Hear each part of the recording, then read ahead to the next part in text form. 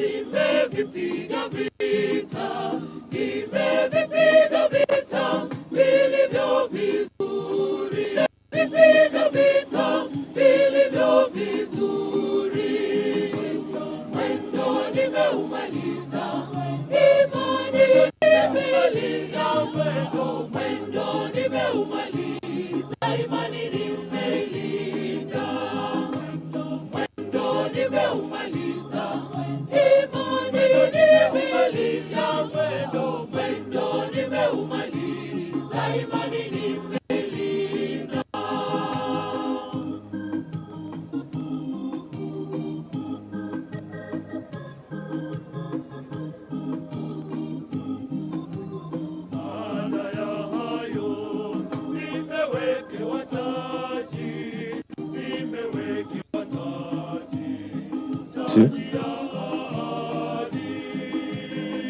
So we're getting closer to receiving the former Prime Minister's remains, but kindly, we are requesting that nobody should be in front of the barrier.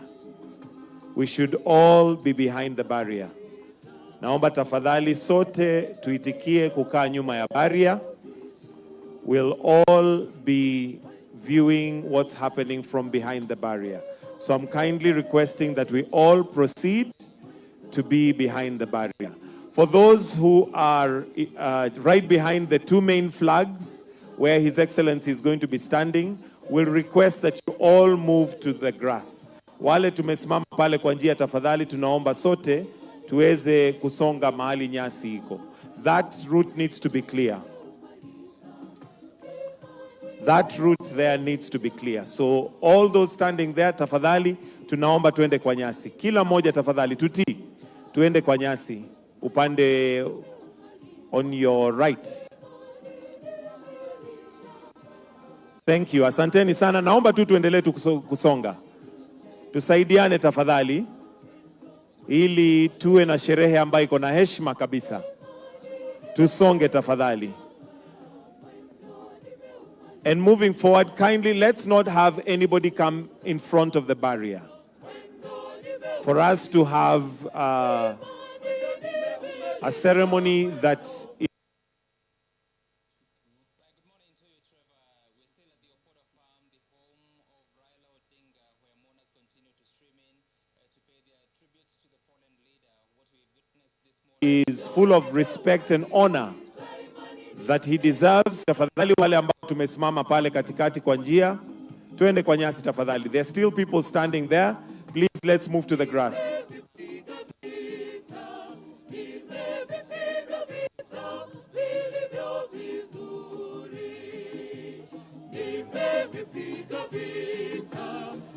Naomba tafadhali tuendelee kusonga.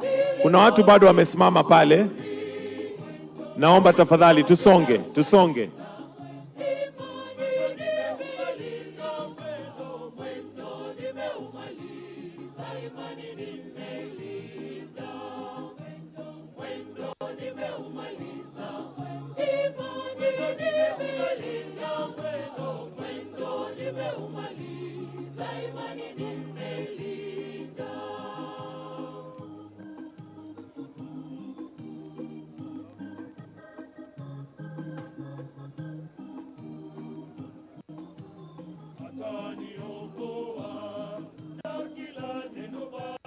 Na upande wa choir, we are only expecting the choir to be there. Please, the rest of us, please move. I can see we have all different people. Please, upande wa choir, only the choir is allowed to be there. Only the choir.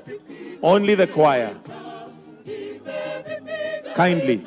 Only the choir is allowed to be there. So please, let's ensure that we clear that area. The choir is in uniform. Anybody who's not in the choir uniform, I kindly request, respectfully, that we clear.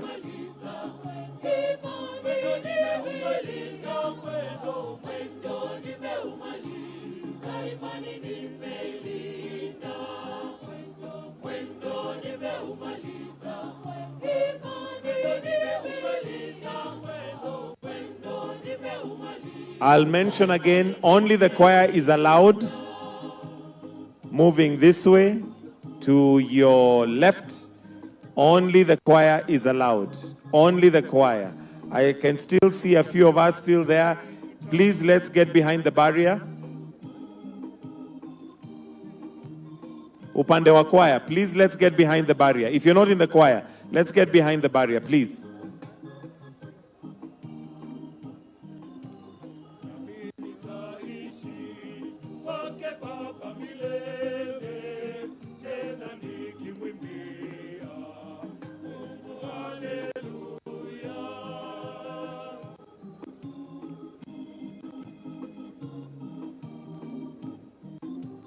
Nimevipiga vita, nimevipiga vita vilivyo vizuri.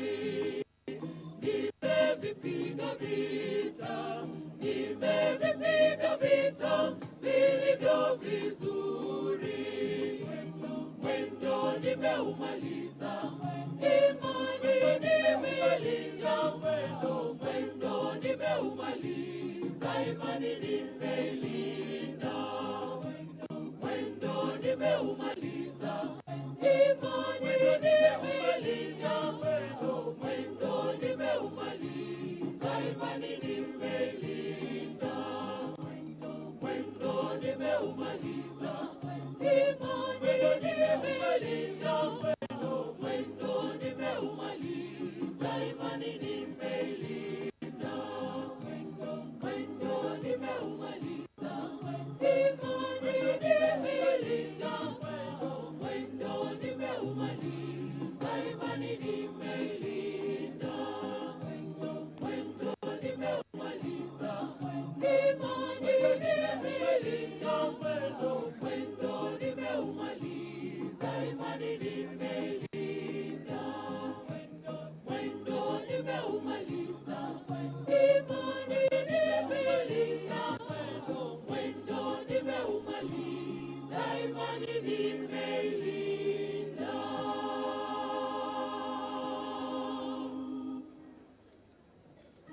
As we continue with entertainment from the State House Choir, just as an update, the aircraft has...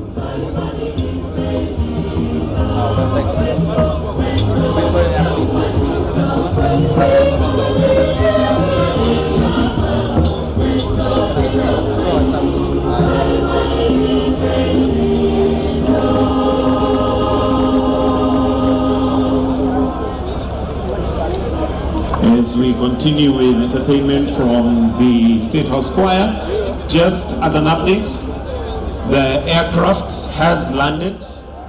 The aircraft has landed and is slowly wheeling its way here. And for those who possibly were not here earlier on, the call sign for this aircraft would ideally or ordinarily be KQ203.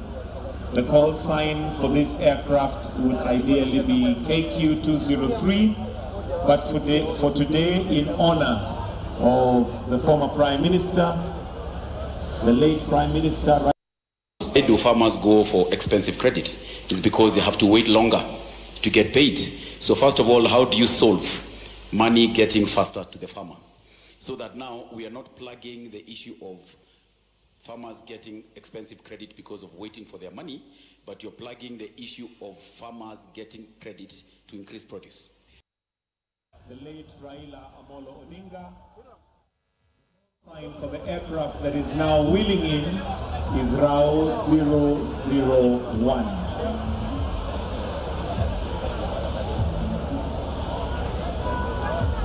And shortly we are going to have the aircraft in view.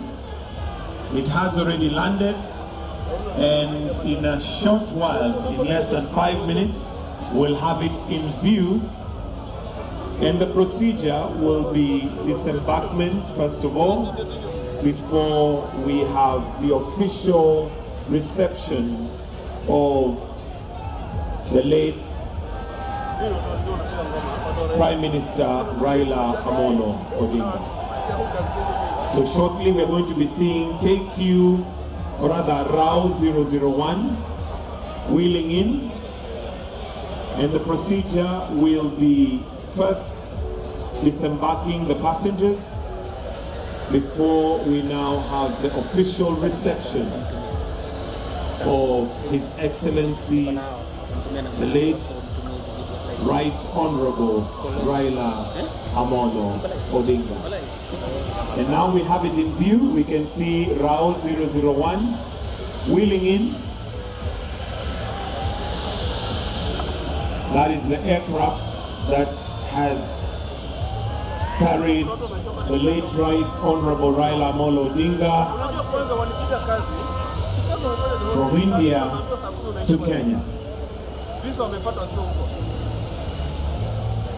As mentioned, the procedure that we expect is disembarking the passengers.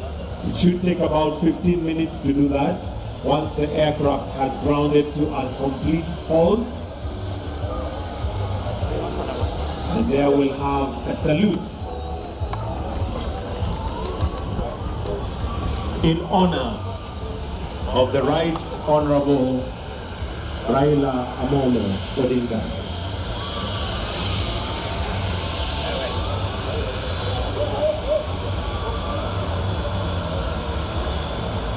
And what we have there is what we call the water cannon salute, which is in honor of the late Right Honorable Raila Amolo Odinga as he now wheels in. As mentioned, this on an ordinary day would be KQ 203, but today, in honor of the late Right Honorable Raila Amolo Odinga, it is RAO 001. The call sign for this aircraft is RAO 001.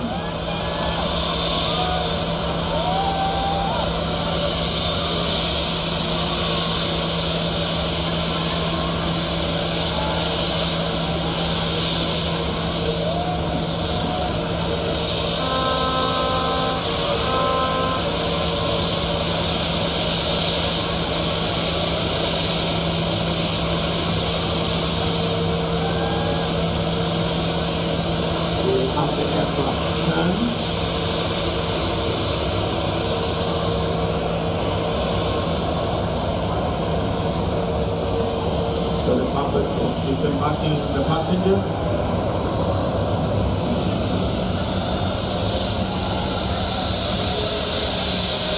After which, we will then have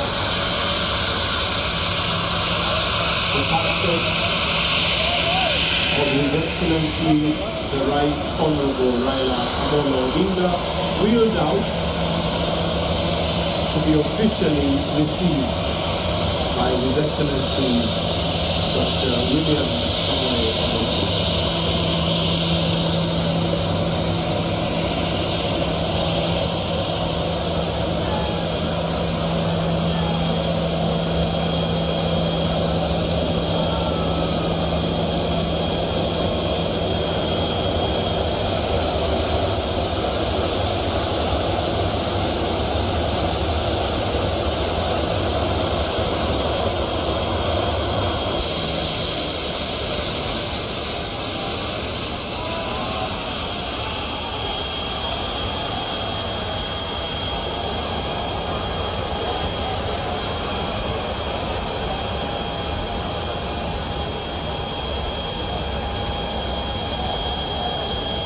So kindly, for guidance,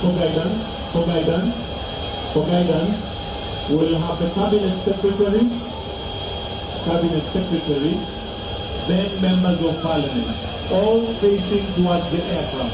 We cannot have anybody in front here, please. We'll need to move this way. We need one straight line. We'll have to step back, kindly. We'll have to step back.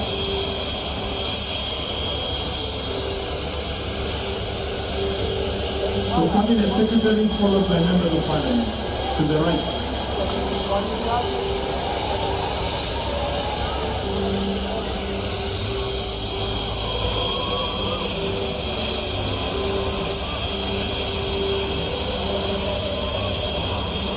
Hello. cabinet secretaries, governors, members of parliament.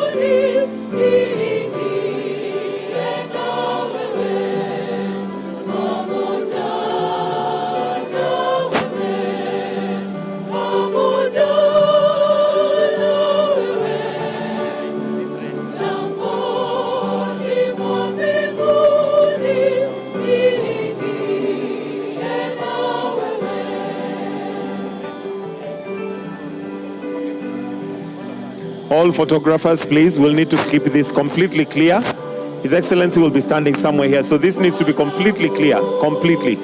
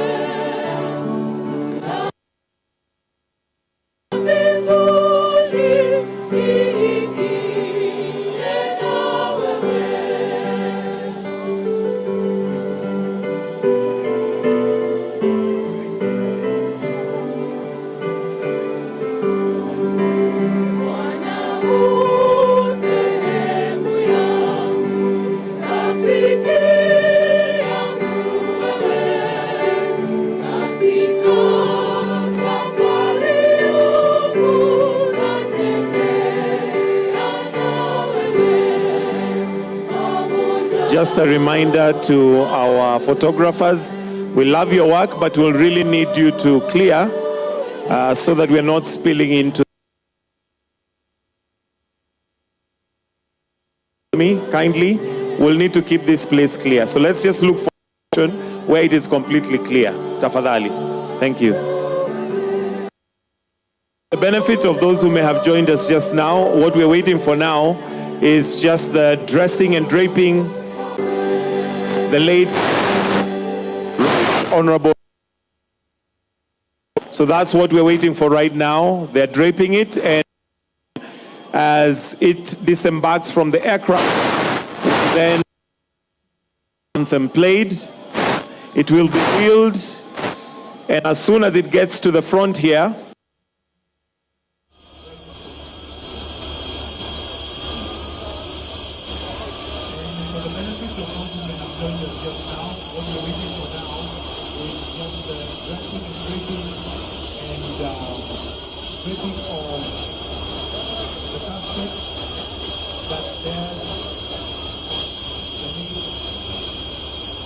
Honorable Raila Odinga. So that's what we're waiting for right now. Ready, and as soon as it disembarks from the aircraft, we'll then have the national anthem played, with the wheels, and as soon as it gets to the front here, again we'll have the national anthem, the East African anthem, to mark the official arrival of the late Right Honorable Raila Odinga, after which we'll have prayers before we progress with the rest of the program. We don't expect it to be a very long program. That generally is the run-through of the event. After the break, we'll have the casket wheeled out. At the point it touches down on the soil, we'll have the national anthem. The then will be wheeled past the rig, where we'll also have the anthem again, together with the two anthems, the Kenyan anthem and the East African anthem, after which we'll have a prayer.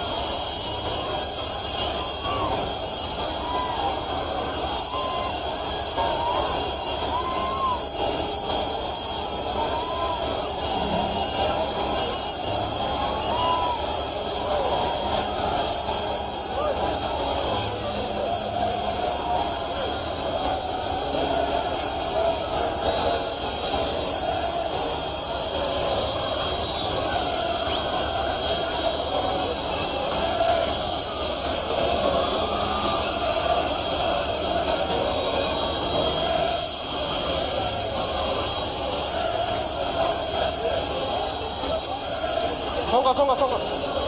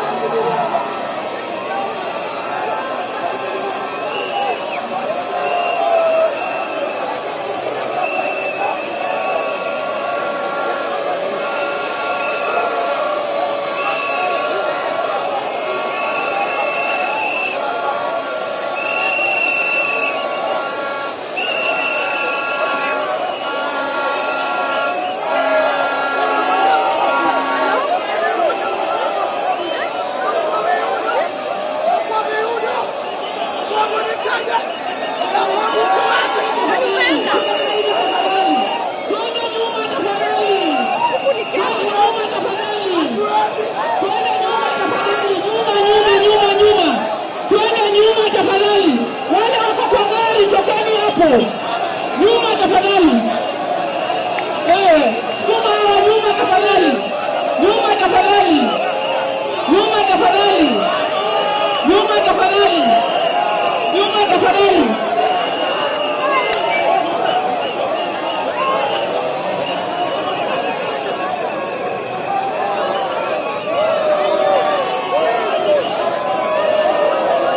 Pole pole pole pole.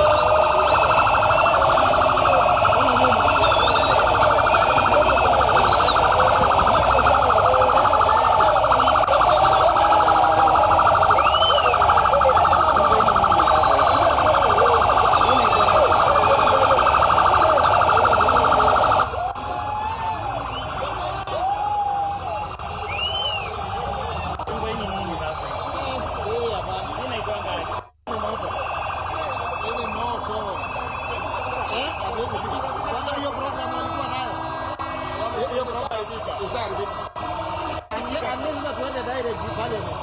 Haiwezi kutalii. Dele tutafika tao saa 10. Alafu parliament Haiwezi.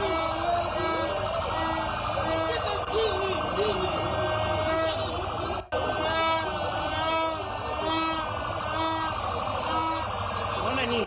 Wangea lift keyboard. Sasa hicho basi tunaweza kuelanda hapo wachukue. That is the only way. Unajua ikuje tu bullet zikufanye. Yes. Hawezi karibia. Yes, wataweka.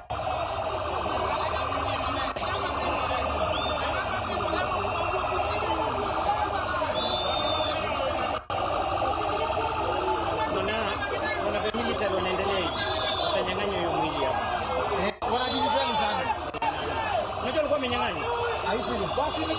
Oh, mwenye mwili lipi?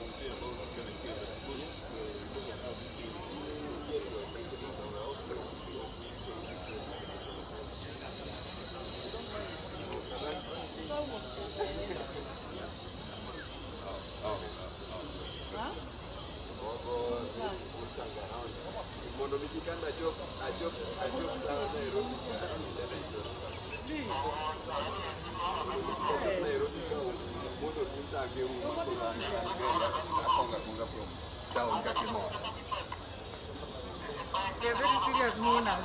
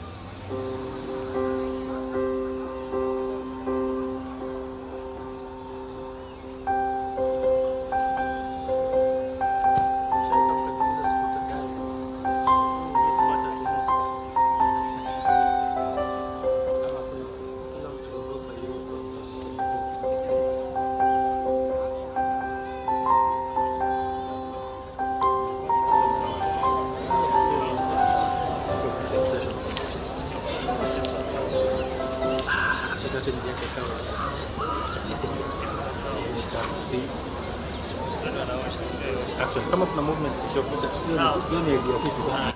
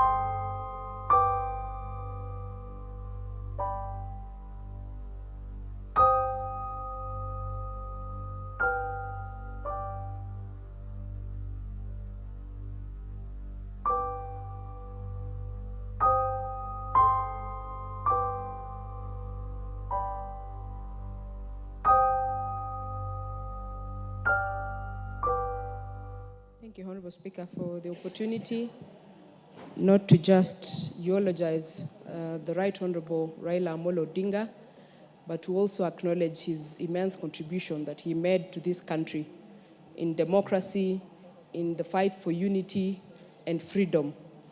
Honorable Speaker, the late Right Honorable Raila Amolo Odinga stood for many things, and I'm a beneficiary of some of the things that he stood for. In the Constitution of Kenya and the issues of devolution, Honorable Speaker, I was first elected in the County Assembly of Nandi, which is a creation of the late Honorable Raila Amolo Odinga, and he stood for it. Honorable Speaker, we mourn today a man whose immense contribution into the development of this country cannot be wished away. And Honorable Speaker, I want to remember the late Raila Amolo Odinga in his journey that he has demonstrated a number of times that leadership is not about privilege, but it is about service. And Honorable Speaker, I must remember the late Raila Amolo Odinga for inspiring and giving hope to the young people to fight for a freer nation, to fight for a better Kenya. Honorable Speaker, we reflect on his immense contribution, not only to honor this man, but to also ensure that we continue to nurture democracy and unity of this country.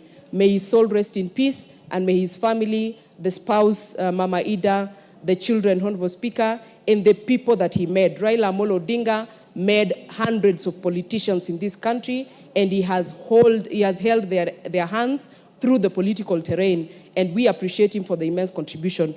On behalf of the people of Nandi, we say, fare thee well, Raila Amolo Odinga. Your spirit will continue living on in the generations that you taught and mentored in this country, Kenya. May his soul rest in peace. Member for Westlands. Thank you, Honorable Speaker. Let me take this opportunity also to eulogize and pay tribute to my great political mentor, Raila Amolo Odinga. Honorable Speaker, the year 2007, when Right Honorable Raila Odinga was running for the presidency, he nominated me as one of his proposers.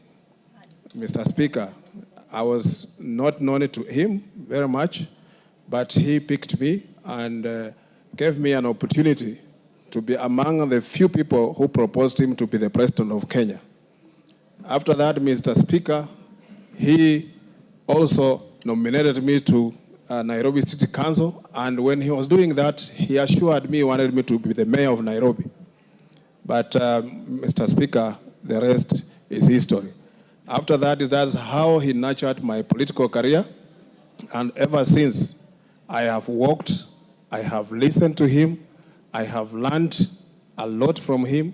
He is a selfless man. He loves this nation, Mr. Speaker. Raila Amolo Odinga can dine with the lowest and can dine with the mighty, as you mentioned in your speech, Mr. Speaker. Raila Amolo Odinga, you can find him in Bama eating nyama choma. You can find him in Shaurimoyo sitting on a bench drinking whiskey with very common manage, and you can find him in Serena or any other place. He's a man who can attract, and he has attracted many, many people. 1997, Mr. Speaker, I know there were many Kenyans who will dismiss him, but 2002, when he pronounced Kibaki Tosha, a selfless man, he sacrificed his ambition and supported Honorable Mwai Kibaki even after he was involved in an accident and he was away from the campaign. Raila took up the mantle and championed the campaign of Mwai Kibaki, and Mwai Kibaki was elected as the president of this country. Honorable Speaker, Honorable Raila Amolo Odinga, several times, I believe Honorable Raila Amolo Odinga won the election of 2007, and it was stolen from him. But Mr. Speaker, he sacrificed his ambition, stepped back, and worked with Honorable Mwai Kibaki. 2013, same thing, 2017, 2022. Honorable Raila Amolo Odinga has put this nation before anything else. And that is the man, Mr. Speaker. I know there's nobody who can sacrifice such opportunities. Even the people he was sitting with, Mr. Speaker, many of them could not believe in what he was saying. He makes very difficult decisions and sometimes very unpopular. And when he made the decision now to work with President Ruto, everybody dismissed him and said he is greedy, he is what. But Mr. Speaker, look what he did. He realized the country was going the wrong way and he wanted to get Kenya back on the road. Honorable Speaker, Raila Amolo Odinga is not just another person. He is a statesman. It's a Pan-Africanism. He has championed, if you look at our constitution today, devolution is his dream. And he kept on making sure that devolution is perfected. More money is given to the devolved governments. And Mr. Speaker, he was recently, when he was even pushing that the CDF also be given to the county government, I think it was uncomfortable with many people, but he didn't miss it words. He was very clear what he wanted. And Mr. Speaker, we, on behalf of the people of Westlands and my family, and on my own behalf and the family and the people of Westlands, I pay tribute to the great son of Kenya who has passed on. May his soul rest in peace. May he join the great men, Masinde Muliro, Raila, Okinga Odinga, Kenyatta, Kibaki, those who have gone before us, Michael Malwa, and Mr. Speaker, we know Kenya will stand among the big nations on the sacrifice that Raila Odinga has made. Thank you, Mr. Speaker. Badi Twalib.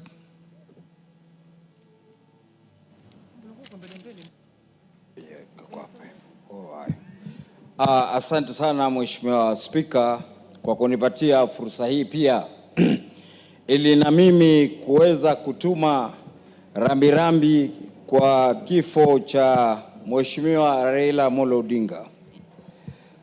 Mheshimiwa Spika, kwa niaba yangu, kwa niaba ya familia yangu na kwa niaba ya watu wangu wa Jomvu, twatoa rambirambi sote kwa familia ya Mheshimiwa Raila Amolo Odinga. Mheshimiwa Spika, mimi nilimfahamu Mheshimiwa Raila Amolo Odinga mwaka 2000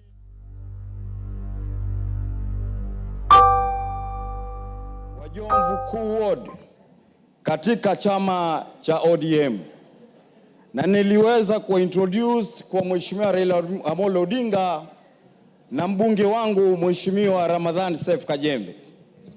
Leo Mheshimiwa Spika, nachukua fursa hii kusema kuwa tumeondokewa na mgogo wa kisiasa, tumeondokewa na baba, tumeondokewa na mtu ambaye alijitolea katika kuhudumikia serikali hii ya Kenya. Mheshimiwa Spika, nachukua fursa hii ya kumwomboleza Mheshimiwa Raila, pia vile vile kuomboleza vijana wangu watatu waliokufa maji kwa bahari juzi, Caleb Otieno miaka 21, Stephen Karembo 23 na Thomas Wanyongi ambaye ni miaka 24. Hawa walikufa maji juzi.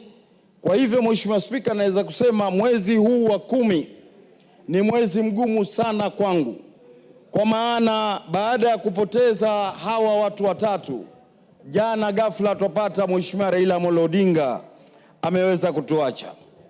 Mheshimiwa Spika, ni miezi miwili iliyopita ama mitatu, Mheshimiwa Raila Amolo Odinga alikuwa kwangu sehemu ya Miritini akianzisha ECD Center ambayo alialikwa na Mheshimiwa gavana wetu. Mheshimiwa Spika, tutamkumbuka Mheshimiwa Raila kwa mengi. Leo ugatuzi umeweza kufanya kazi thamana na Mheshimiwa Raila Amolo Odinga. Leo uhuru wa kuongea, watu wanaweza kuongea thamana na Mheshimiwa Raila Amolo Odinga. Leo Mheshimiwa Raila Amolo Odinga ameweka ndoto za watu wengi katika kuonekana kuwa na mwelekeo wa kuweza kwenda mbele. Mimi Mheshimiwa Spika, Naweza kusema nilichaguliwa kama diwani 2007. Nimeanza kuwa mbunge 2013, 17 na 22. Vipindi vitatu vyote naweza kusema kwa kizungu role model wangu alikuwa ni Raila Amolo Odinga. Leo katika maisha ambao tunajaribu kuongoza, tunajaribu kumuiga Raila Amolo Odinga. Kwa maana hiyo, Mheshimiwa Spika, Raila Amolo Odinga ni mpenzi wa wengi.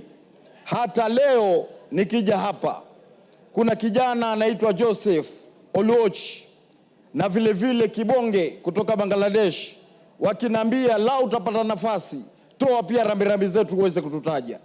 Kwa hivyo Mheshimiwa Spika, leo mimi ni kusema kwa ni siku ya huzuni, na mimi maadamu nimepata fursa hii nasema tena kwa niaba yangu, familia yangu na eneo langu bunge la Jomvu, tutoa rambirambi kwa familia ya Raila Amolo Odinga na chama chetu cha ODM, na kuiambia familia kuwa Mungu atawapa subra na Mungu akifanya kazi yake haina makosa.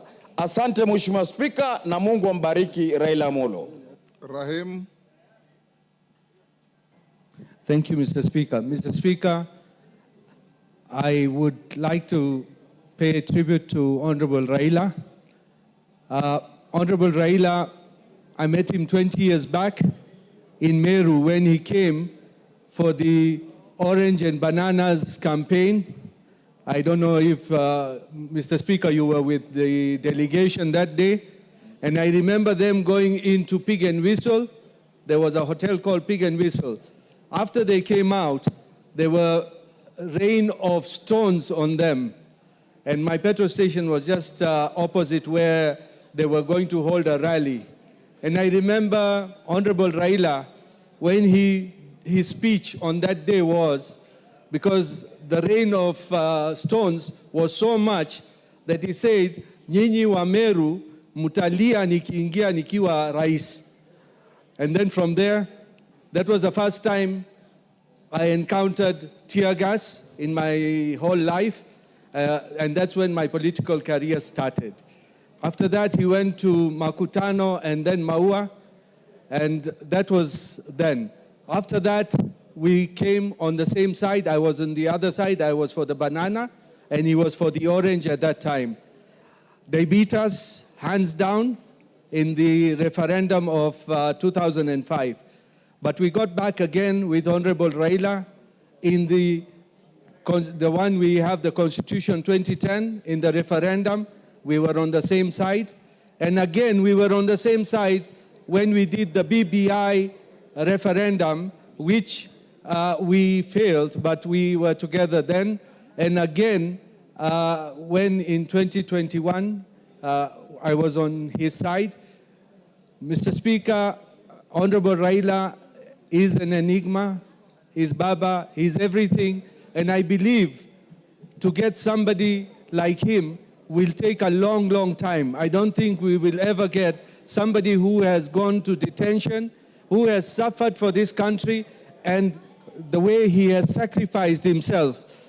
Had Honorable Raila not come through last year to form the broad-based government, I think we would have gone the Madagascar way or the Nepal way or anywhere else. So Honorable Raila did a big favor to this country.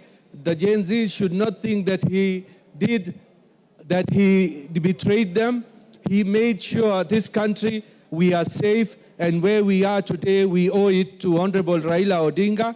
And I believe with what is happening today, we need to give him a befitting sending. And I say, God bless him. Revelations 14:13 says, the dead who die in the Lord, the rest from their labors and their deeds will follow them. Inna lillahi wa inna ilahi raji'un. Thank you, Mr. Speaker.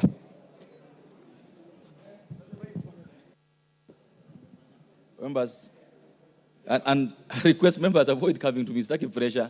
I don't want pressure from members. I'll follow the list that is here. The way the speaker was doing is what I'll do. Please, I request members to avoid approaching the speaker's chair. Please. I always do that, you know that, and it's what I'm going to do now. So if you come here, probably you'll even make your chances to go further. So let's just follow the way it is. The next in the list here now is the Honorable Ndikiri Mugambi. Very good, that's the collect. Thank you, Mr. Speaker, for that observation. I arise on behalf of the great people of Bori to eulogize the great man of this republic, late Honorable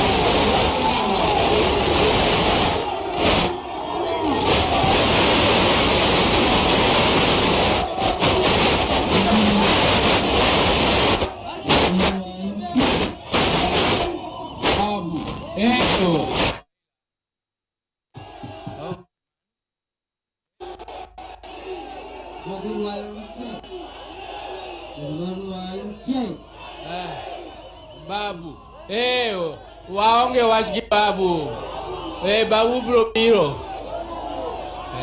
kamano. Asante sana. Asante. Ndugu waombolezaji,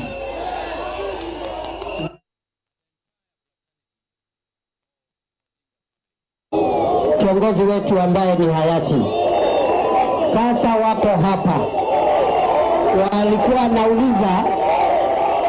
wanauliza kwa heshima, kwa sababu mwili itakuwa pale bunge na mtakubaliwa, mkubali watoto, mama na family, tafadhali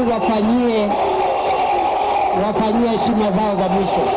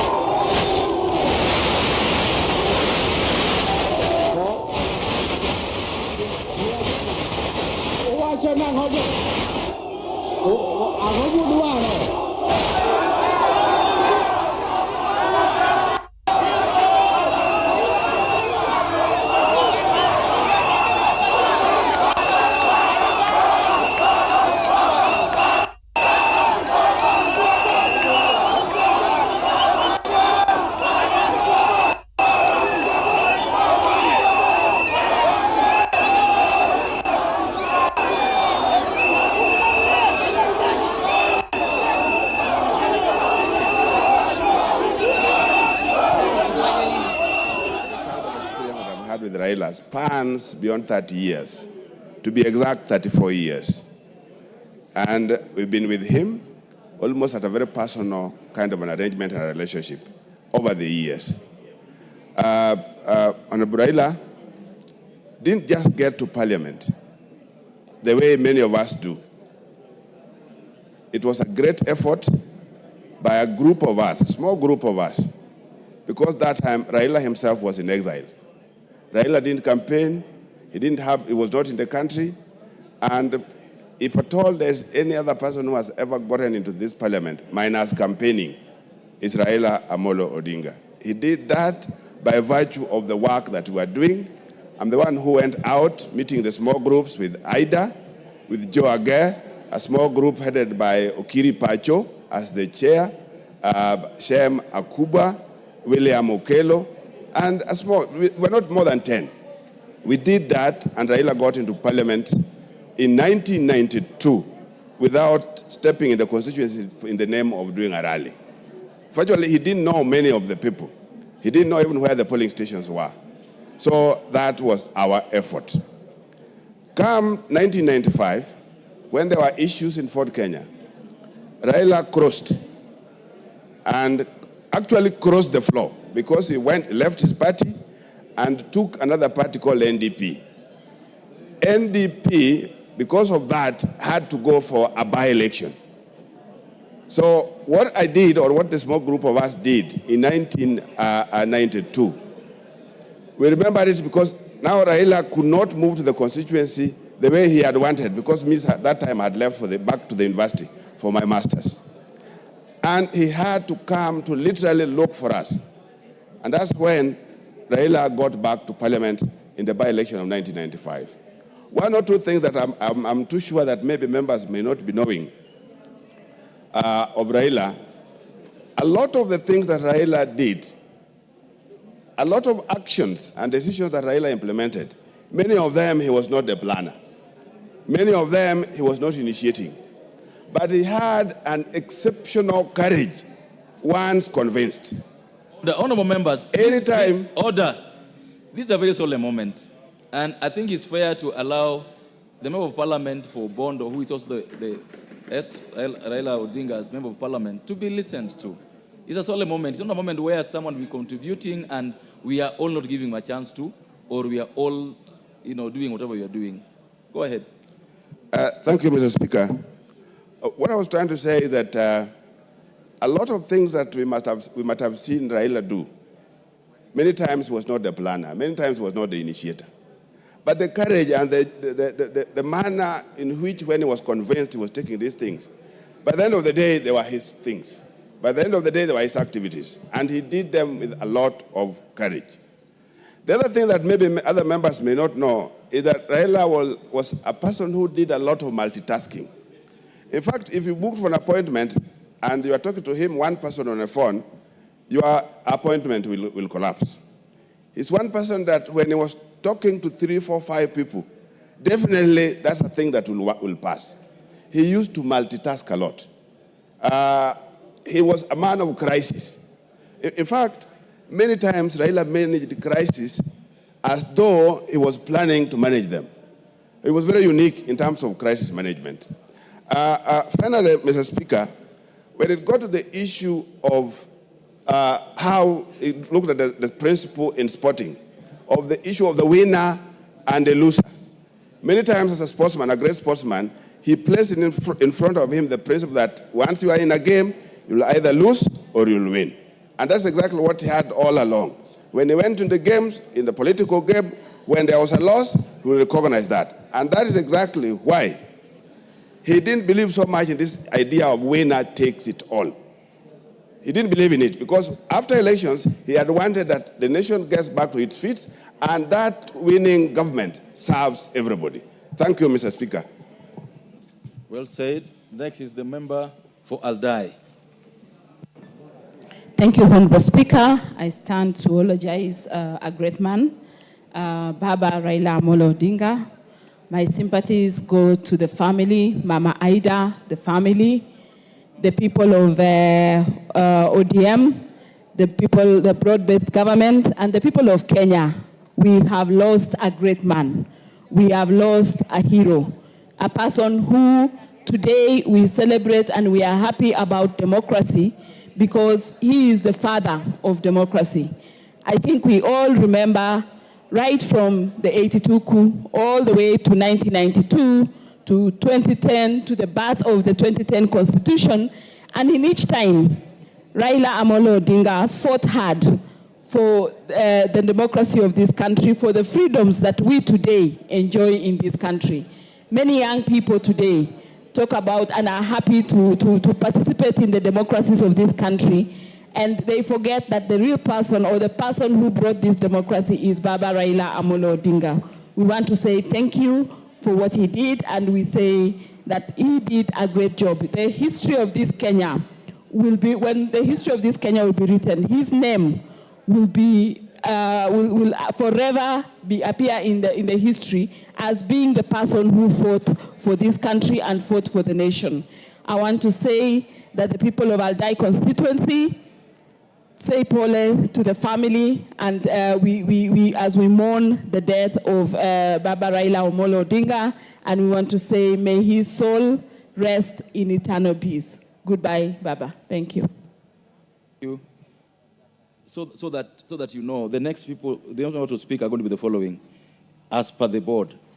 Next is the member for Nambale, followed by the member for Dagoretti South, then the member for Butula. Those three in that order. Member for Nambale. Yeah, thank you, Mr. Speaker, for giving me the opportunity to speak to pay my tribute to Baba Raila Amolo Odinga. Mr. Speaker, as it has been said, Raila is a true father of democracy in this nation. Many people have said that indeed, sometimes in the year 1994, when Raila disagreed with the ideologies of Ford Kenya, he formed his party, NDP, and did the right thing, which was to surrender his seat and go back for a by-election. Mr. Speaker, this is a decision very few politicians, and actually is the only one since that time that has made this particular decision, so that you obey the institutions and the democratic space that is placed in our nation. Mr. Speaker, as many will remember, Raila has been a tower of politics in this nation. Whenever things are not moving right, Raila will always abandon his position and go for the position that suits the interest of the greater nation. Mr. Speaker, coming from Busia County, Raila was indeed a true father of our great county of Busia. Anytime we met, he had fond memories of how he would wish development reach Busia County. And he will mention to you things that he feels that are supposed to be done and carried out so that the great people of Busia can benefit from the leadership of the government. Mr. Speaker, it has also been said that he was indeed a beacon of courage. We know that very few leaders in this nation will speak their mind the way the Right Honorable Raila Amolo Odinga used to. He will always say the right thing, whether he's attacking the government or even to his fellow opposition leaders. So, Mr. Speaker, as a nation, we have lost, and on behalf of the people of Nambale and the great people of our nation, I lay my condolence to the family of the Right Honorable Raila Amolo Odinga. Thank you. Thank you. Member for Dagoretti South. I thank you, Mr. Speaker. And Mr. Speaker, how do you even start to eulogize a man of the stature of the Right Honorable Engineer Dr. Raila Amolo Odinga? A man who, he himself, was a force of nature. A man who moved the crowds with a charisma unimaginable. A man who dedicated his entire life to his country.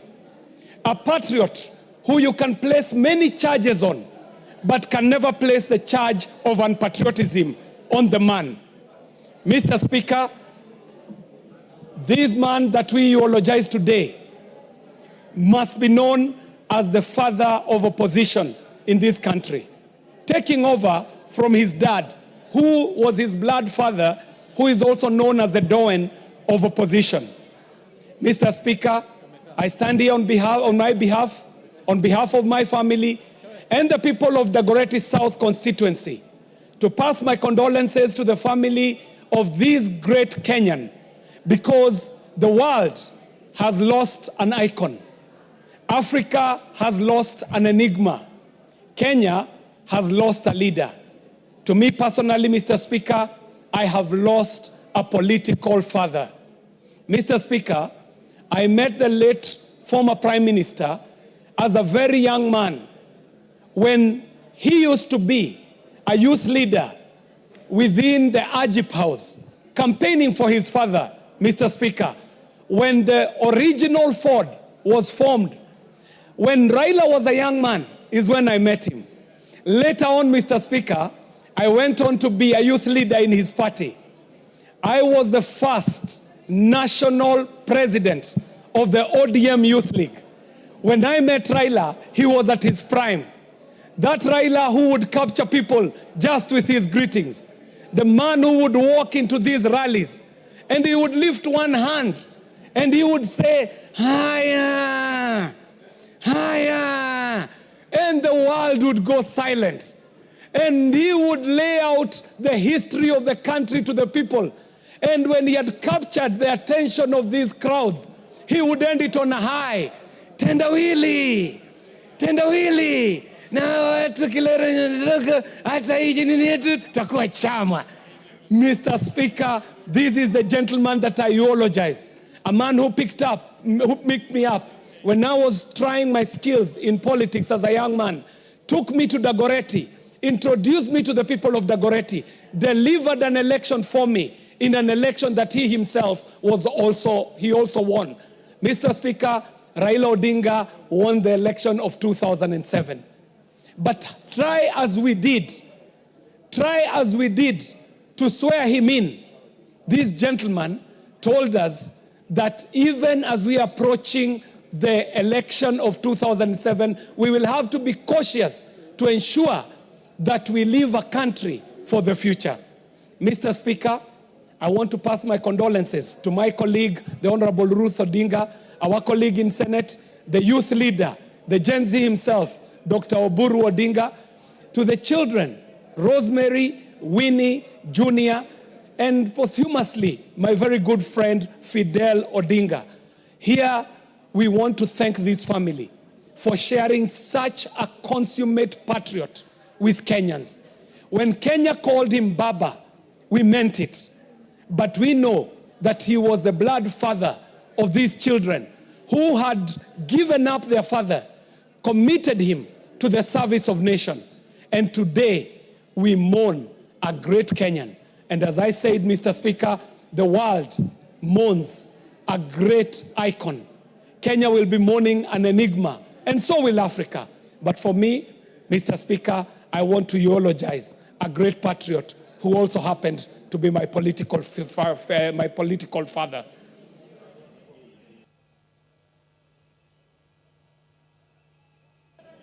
Raila Odinga is dead. Long live Baba. Higher, higher, Thank you. higher. Tendawili, tendawili, tendawili, tendawili. Tunasema hiyo mambo yote iko sawa, hata kama Raila ameondoka, rais Baba ataishi milele. Iko sawa. Thank you. Thank you. The member for Butula. Thank you, Honorable Speaker. I stand here on behalf of my family, my great people of Butula, and the entire ODM fraternity to eulogize a great leader of this nation. Honorable Speaker, the late Raila was a father, was a leader, and he did guide some of us very well. Mr. Speaker, I first got into contact with the late Raila when he was the Minister for Roads and Public Works. That time I was in Treasury, Mr. Speaker, and he used to call me to give him certain information that he needed to enable him carry out his work as a minister in the ministry. Honorable Speaker, our relationship went on, and when I reached my retirement, Honorable Raila called me to his office and asked me if I could join the ODM party. So on my retirement, Honorable Speaker, I joined the ODM party through the advice of the late Honorable Raila Amolo Odinga. Honorable Speaker, Raila has helped us, the people of Butula, to get development. Any project that has been successful in my constituency, Raila's hand can be seen. Particularly when we were to get a road to be tarmacked. By that time, he was the Minister for Transport. He confirmed to me that he will make sure our road is tarmacked. By then, I was still in the office. So from there, he was very close. He was asking anything that we want in Butula, we give him, and for sure, he has helped us a lot to get the development, not only in Butula, but also in the entire Busia County. Honorable Speaker, the late Raila will be remembered dearly by the people of Butula and the people of Busia. Anytime there was arrangement for Honorable Raila to come to Busia, people came out in big numbers. Everybody wanted to be close to him. And he was calm, he addressed people, and everybody was happy with his guidance, his advice. And he always told people, be peaceful and work hard. So he made us work hard for the benefit of our people of Butula. Honorable Speaker, we eulogize a great leader and an icon in African politics, and a person who is loved all over the country. He did much for this country, and his name will not be erased in any records of this country. We will keep remembering him. It will be difficult to erase the name of Raila from our people. We will continue remembering him, and I want to send my condolences to the family, particularly the wife, Ida, the children, and the brother, Honorable Dr. Odinga, who is also my great friend, and the entire ODM fraternity. Thank you, Honorable Speaker. Thank you. Member for Matuga. Asante Mheshimiwa Spika kwa kunipatia fursa hii. Niruhusu kwanza nianze na aya ya Quran tukufu, sura Al-Imran aya ya 185 inayosema kulu nafsi zaikatul maut, kwamba kila nafsi iliyoko hai itaionja mauti. Tukiwa hapa sisi sote tutaonja mauti, na wale ambao pia tukiwa hapa tunajua kwamba wapo ambao Mwenyezi Mungu ameweza kuchukua nafsi zao. Lakini kwa nini leo tumechukua fursa hii kuzungumzia nafsi moja ya Raila Amolo Odinga? Hii ni nafsi moja, ni mtu mmoja ambaye katika halaiki ya watu, yeye peke yake ndio watu waliamua kumuita baba. Sikumbuki hata sehemu moja ama siku moja ambayo yeye alisema kwamba niiteni baba. Lakini watu wenyewe kwa yale ambayo ameyafanya, yale ambayo ameyatenda, yale ambayo anayozungumza, wakaona huyu ndiye baba yetu. Kila mtu alizaliwa na babake na mama yake, lakini watu wenyewe wakaamua hivyo. Sisi watu wa Pwani tumemwenzi baba. Tunajua siasa kutoka zilipoanza, kura hupigwa, lakini kwa ujumla watu wote wa Pwani humpigia baba. Na kwa nini inakuwa hivyo? Inakuwa hivyo kwa sababu baba Raila Amolo Odinga amekuwa akizungumza sauti ya wanyonge. Alikuwa akizungumzia maonevu ambayo watu wa Pwani kwa ujumla wamepitia kabla ya uhuru na baada ya uhuru. Alikuwa akizungumzia masuala ya mashamba. Alikuwa akizungumzia masuala ya ajira kwa wale watu ambao huwa hawapati nafasi za kupanda ngazi za juu. Kwa hivyo kwa watu wa Pwani kwa ujumla na kwa Wakenya wengi, walikuwa ndio sauti ya wanyonge, kwamba baba akisema amewazungumzia watu wengi. Na ndio maana kumbukumbu zinasema hata wakati tukitaka kubadilisha katiba kwa mara ya kwanza na yeye akakataa, watu wengi walisema vile baba amesoma, sisi hatuna haja ya kusoma, moja kwa moja pia sisi tunakataa.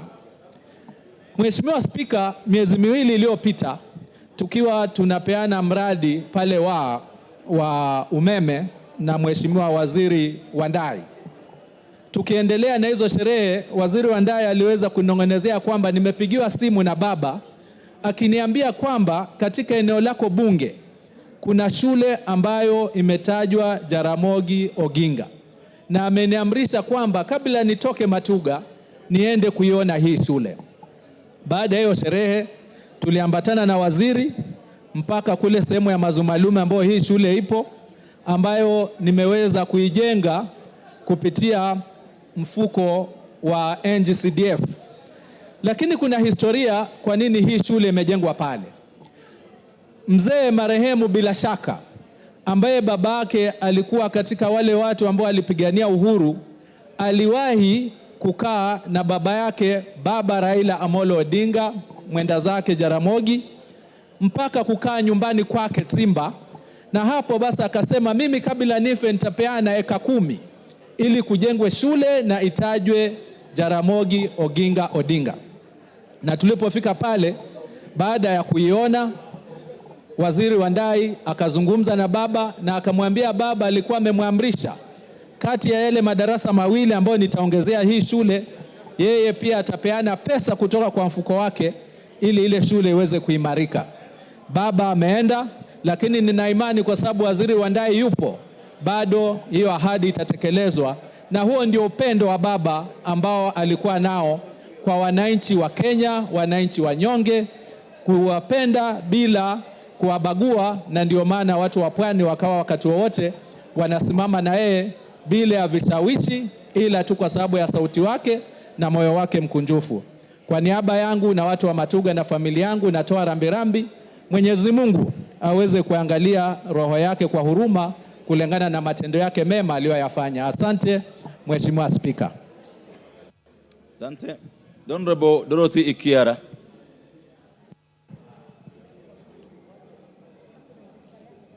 Thank you, Honorable Speaker. Honorable Speaker, today...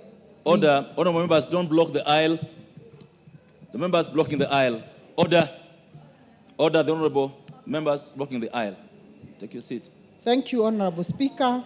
Honorable Speaker, today we gather to celebrate alumni whose steadfast devotion not only forged our nation's destiny, but also illuminated the world's stage.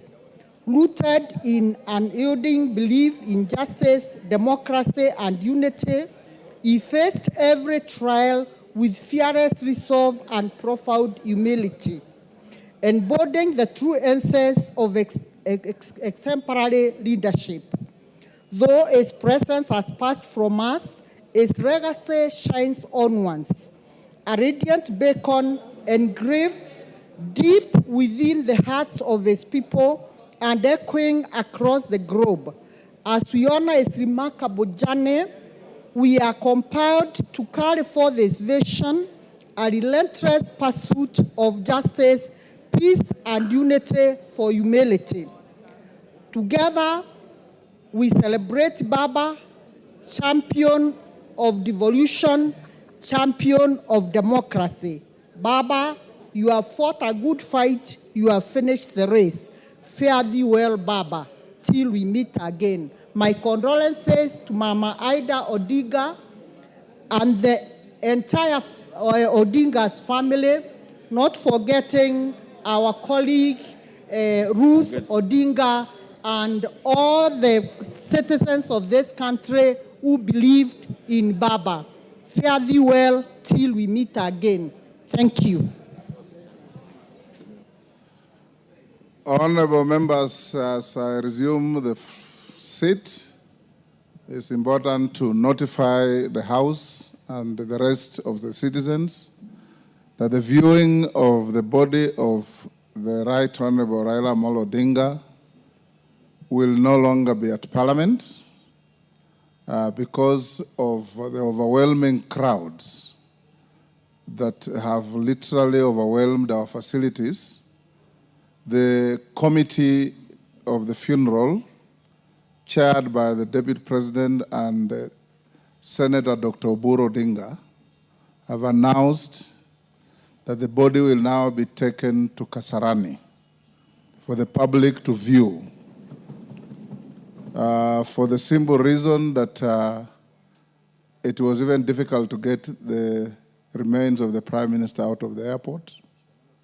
So Lee Funeral, understand, were contracted to go and embalm the body at the airport. And it will be airlifted now from the airport to Kasarani. And those of you, particularly Nairobi MPs, please take the responsibility as much as you possibly can to inform your constituents that they can slowly snake to Kasarani to go and view the body. Nyayo Stadium could not be an alternative because it's being prepared for the state funeral tomorrow. So let's go on with our debate. Any one of you who will want to go and view the body after I've spoken, you can also snake through to Kasarani. But tomorrow, like I informed you, the clerk and our protocol team are preparing to have sitting space for each and every one of you at the stadium tomorrow to join the proceedings for the state funeral. I'm told the next speaker was the member for Tarbo. Yes. Is he in the house?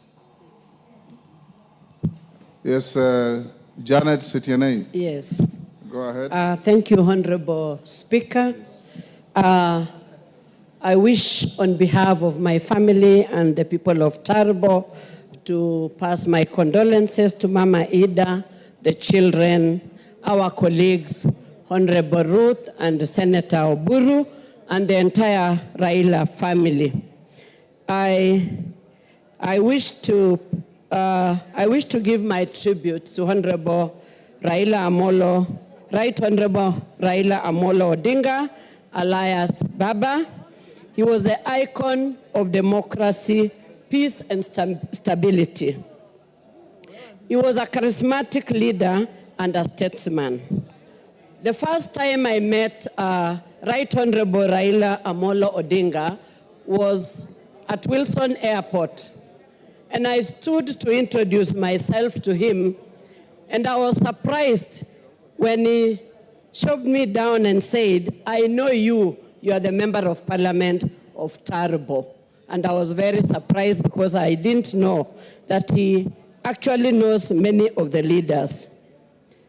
I wish to say he was a charismatic leader, and he is one of the people that fought for democracy in this country.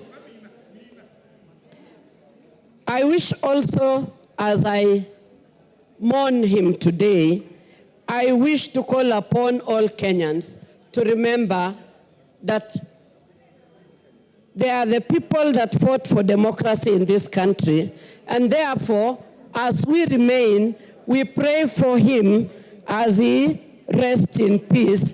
And may we remember as Kenyans that this country is larger or bigger than all of us, and may we maintain peace and stability in this country. And may his soul rest in eternal peace. Thank you, Honorable Speaker.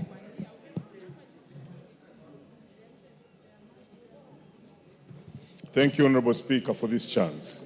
Honorable Speaker, I rise to eulogize the maverick, the enigma, the icon of Kenyan politics, the doyen just like his father, Raila Amolo Odinga. Raila Amolo Odinga can be remembered for many things, but I want to say I personally remember him for his honesty. He was a very honest politician. He was a politician who would not lie to you. If you are asking something and you can't get it, Raila Amolo Odinga will tell you that he is unable to give you that one, but you can get the alternative. I remember vividly when I vied in 2017 and had wanted to be in the ODM party. And my local ODM chairman, Sebetio Sabwa, brought me to Nairobi at Capitol Hill. And at Capitol Hill, we met Raila Amolo Odinga. And he actually believed I could make it. But back at home, there was leadership within the party that did not think so. And therefore, what he did was to make a public call and put it on speaker. And in front of Sebeto Sabwa and others, the people who did not want me to be in the party said, we don't want Omboko. And when the discussion ended, Raila told me, you have heard, so you can see what to do. And that's how I left. Very honest person. I remember vividly, Honorable Speaker. In 2022, when we had the Azimio and the other collision, and we arrived and we met Raila Amolo Odinga together with Atuoli, together with Oparanya, and the former president, and we were being given chance to make a decision on what to do. I entered with Honorable Sabula. And he was so honest. When Sabula was asked, what do you want? He said, I want to be governor. He was told, no, I've already given out the ticket. Maybe you can be a deputy. I hope he's listening to me. That was so honest. I was asked my question, and when I gave my answer, which I'm guilty to say, I was just told the meeting was over, and it ended there. We went away. This was a very honest leader in politics. I want to remember Raila Amolo Odinga for peace and tranquility. That this is a man who would look at the holistic picture instead of looking at the personal benefits. We cannot ignore the KANU merger as we saw it when everybody thought that Raila could not work with Moi. We cannot forget the Kibaki stalemates when it looked like, yes, we want Moi out, but Moi has brought another candidate. So what do? He surrendered his place and said, Kibaki tosha. And that is how Kibaki became the president. And they worked together very, very, very well. And remember, even during that particular time, Honorable Speaker, he had had very tough wars with Kijana Wamalwa in Thika, but still he embraced Kijana Wamalwa because Wamalwa was now the deputy of Kibaki, and they still work together. This guy had a big heart in politics. We cannot forget his handshake with Uhuru Kenyatta, and we cannot forget his handshake with Ruto. Honestly speaking, Raila Amolo Odinga and the family, if we refer back to the father, they seem to have the same spirit. Because in 1963, somebody spoke of this, when the father decides not to take independence simply because Kenyatta is in jail, it's the same thing that we saw him do in 2022 when we had the Gen Z uprising. Because every other player and cynics thought that maybe Raila should take a position of making sure that the government is not there and add force, but he decides not to do that. He decides to join government, strengthen it, and make sure that everybody can get his stake in the most correct way, in a more orderly way. That's Raila Amolo Odinga for you. And I want to say that this guy was a strong person of unity to our people and this country. I want to also indicate that we remember Raila for his works, that at one time he remained the only alternative for Kenyans. Look at the time of yes and no, the Chungwa movement. People did not believe in the constitution the way it was. And Raila took a position. That is the position that people followed. And finally were relieved. Teachers of this country were lucky to actually get an opportunity through the constitution not to be devolved, because originally the teachers were supposed to have been devolved. We thank Raila for his great positions he always took during tough times.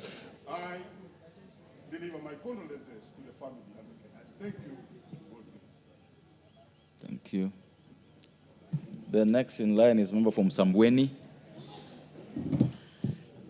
Asante sana Mheshimiwa Spika kwa kunipatia hii nafasi ili na mimi nitoe rambirambi na pole zangu.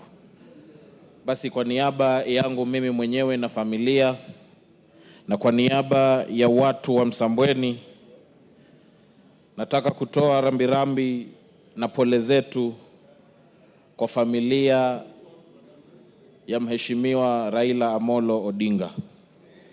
Mheshimiwa Spika, Mheshimiwa Raila Amolo Odinga atakumbukwa kuwa mstari wa mbele katika kupigania demokrasia na kutetea haki za Wakenya kwa muda wote ambao amekuwa uongozini.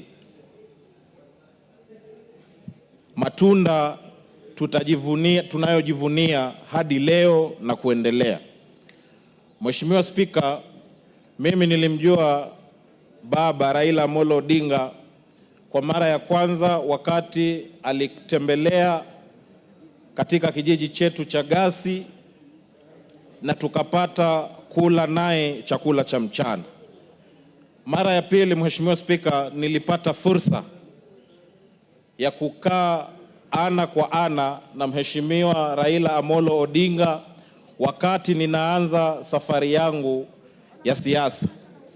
Nilikaa naye zaidi ya jisaji moja na dakika 20 hivi, na alinipatia ushauri wa kutosha, akanipatia motisha na kuniambia inawezekana. Alinijenga nguvu na kunitia imani.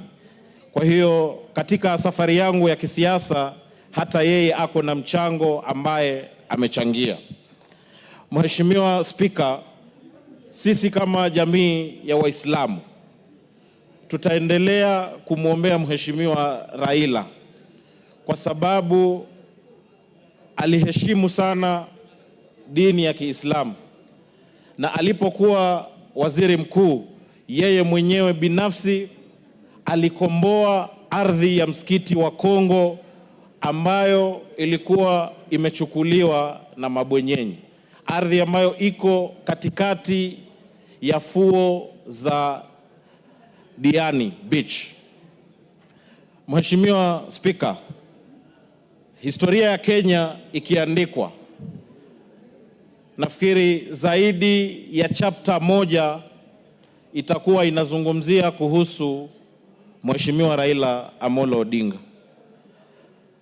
Basi wacha Mungu ailaze roho ya Mheshimiwa Raila Amolo Odinga mahali pema penye wema,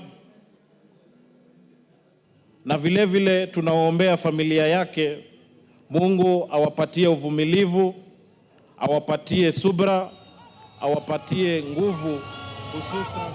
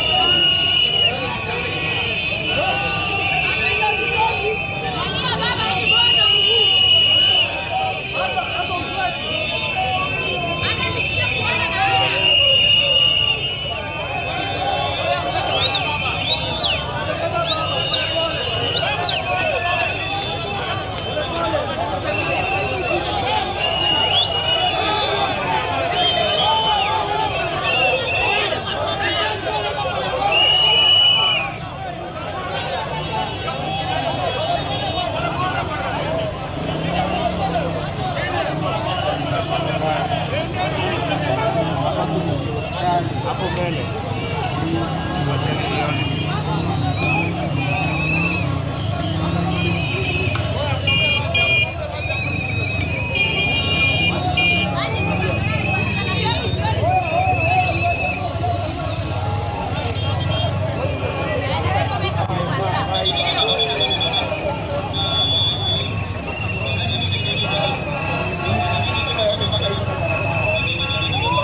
Tunalia baba hadi Kasarani.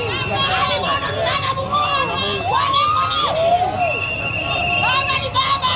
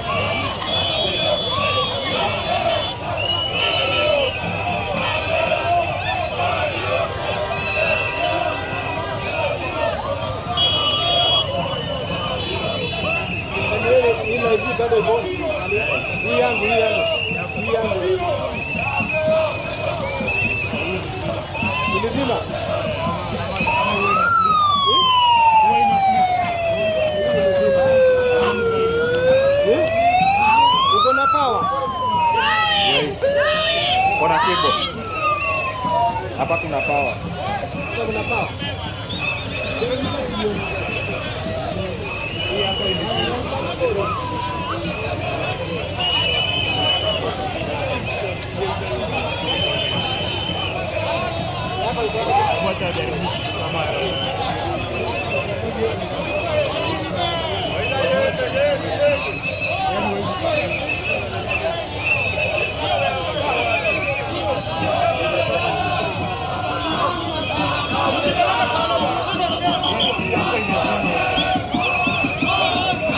Yeah.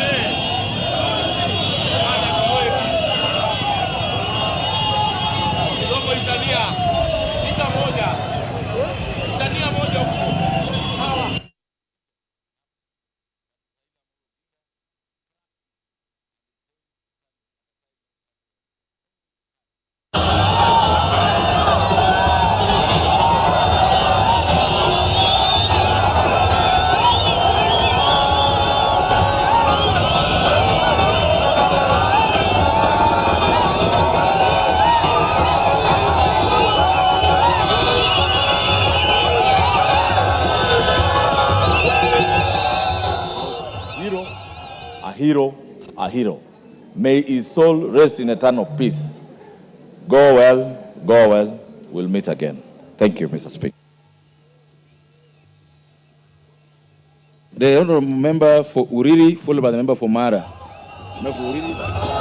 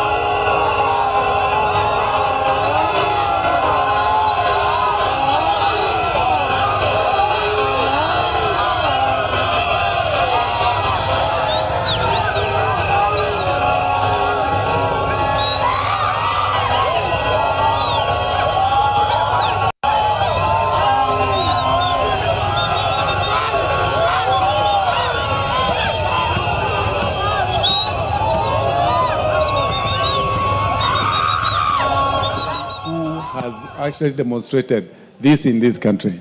But let me also say that this is one person as an engineer. I met him when I was a student, and he was at the University of Nairobi.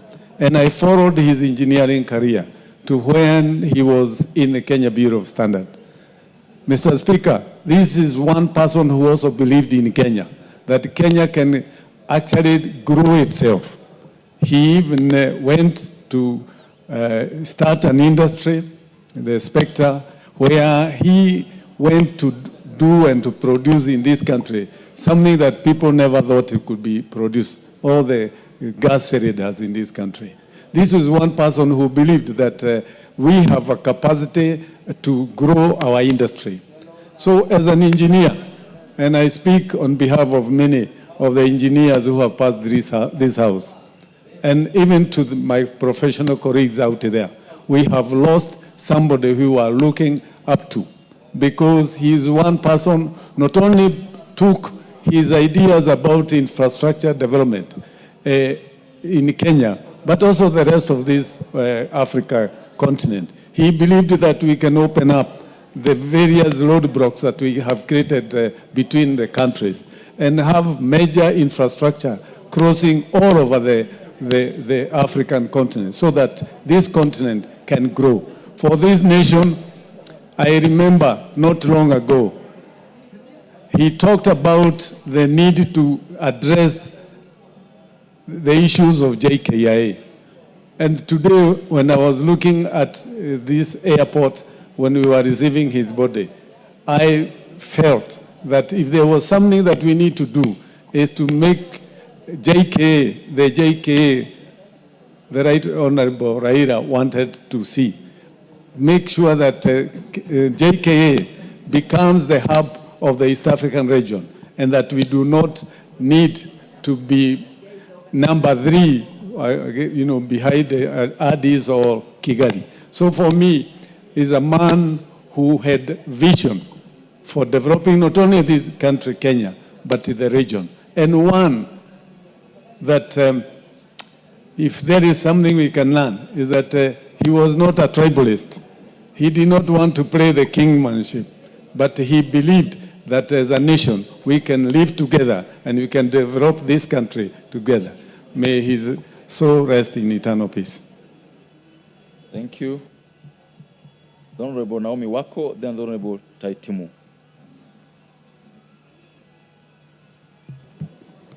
Thank you, Honorable Speaker, for giving me the opportunity to give my tribute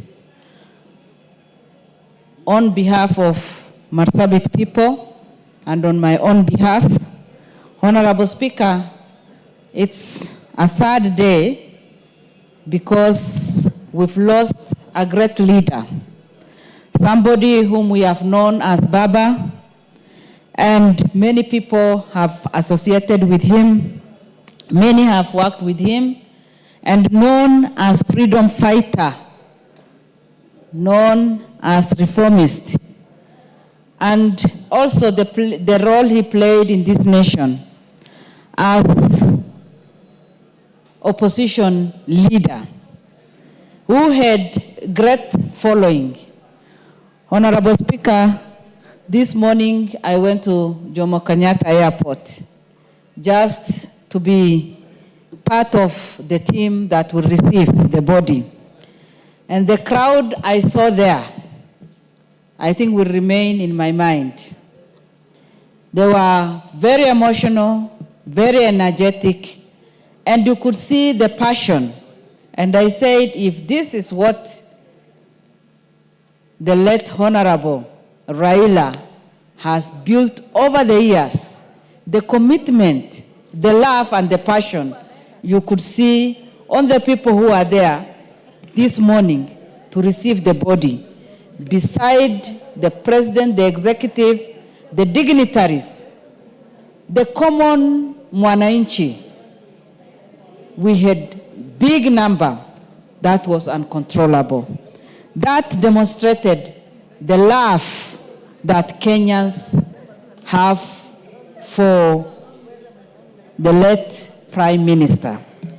a serious politician, a very patriotic person, and demonstrated the love he had for the country by working with all the presidents.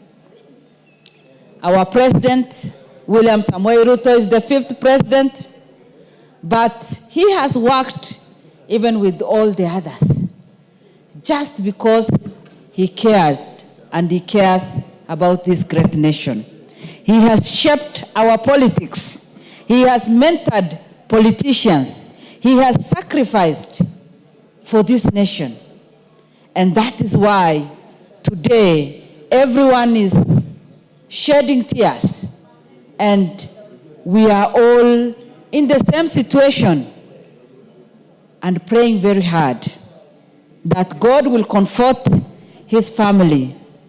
Honorable Speaker, a very influential man who connected well with many politicians, who connected well with many international leaders, and a great leader who until his death demonstrated his leadership, passion, and love for his country. For sure, as a nation, we have lost a great leader. But we know very well, as the Bible says in Ecclesiastes chapter 3, verse 7, that there is time for everything. There's time to be born and to be buried. There is time for celebration and to mourn. And today, it is our time as a nation to mourn the passing on of a great leader. A great leader who will not only be missed by Kenyans, but by entire world.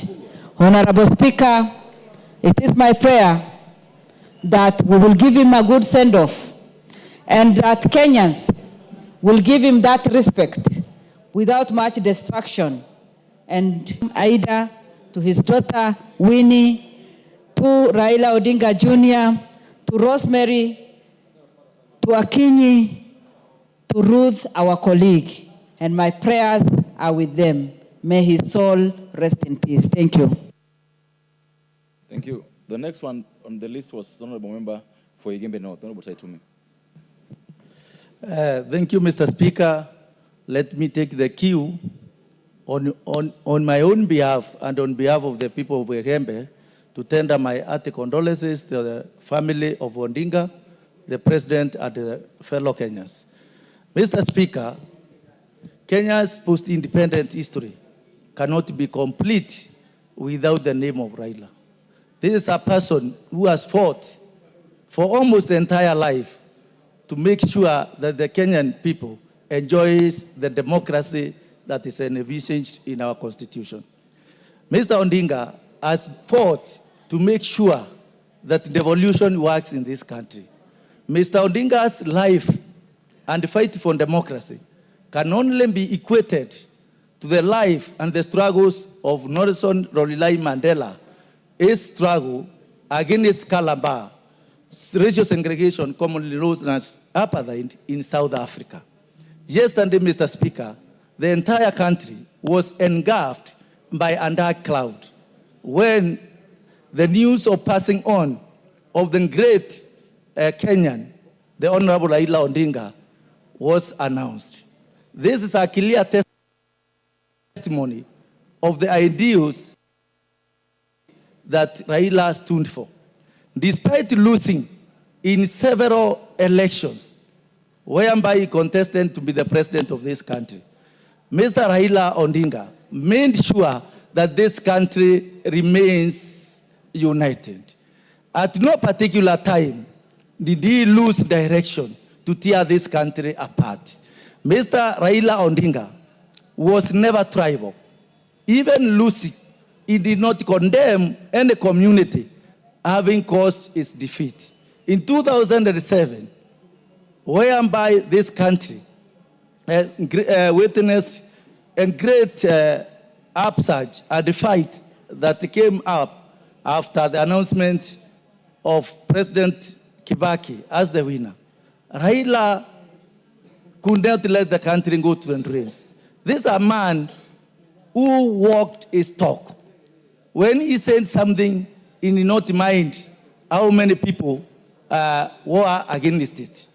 He stood for what he believed in.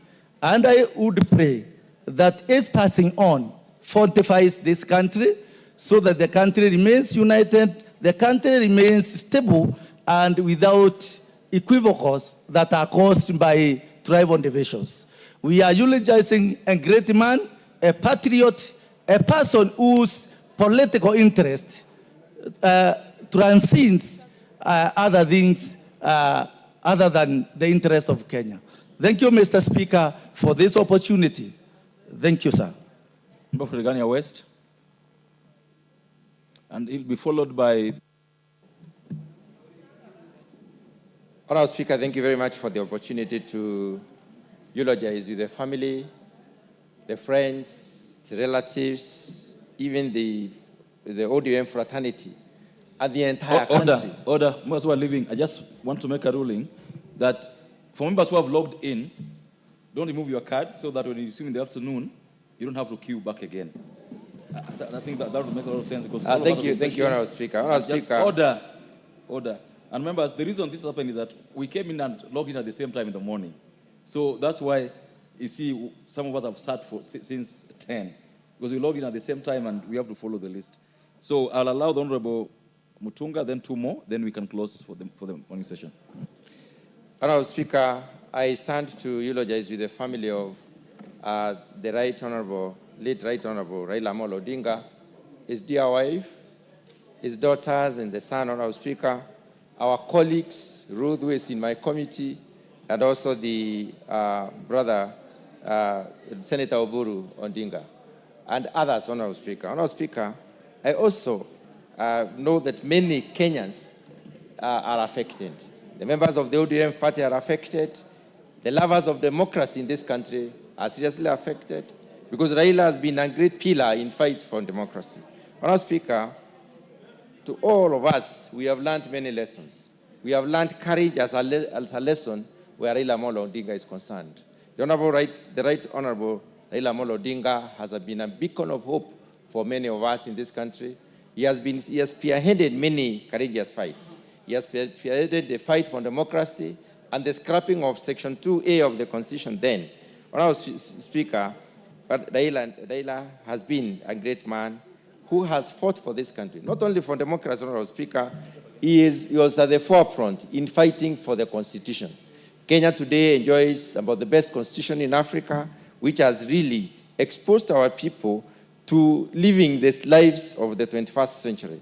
Honourable Speaker, were it not for him, I don't think we would have achieved it in the time we did achieve that particular Constitution. Honourable Speaker, in that Constitution, the Honourable Raila Amolo Odinga made sure that the rights are properly captured. The chapter on rights and fundamental freedoms is very articulate and very detailed. The issue of the right to association, the right to freedom of expression, and many other freedoms have been very well articulated in the Constitution, and he is one of the people who have even demonstrated in this country that people need to be heard. Honourable Speaker, in all the cases that the late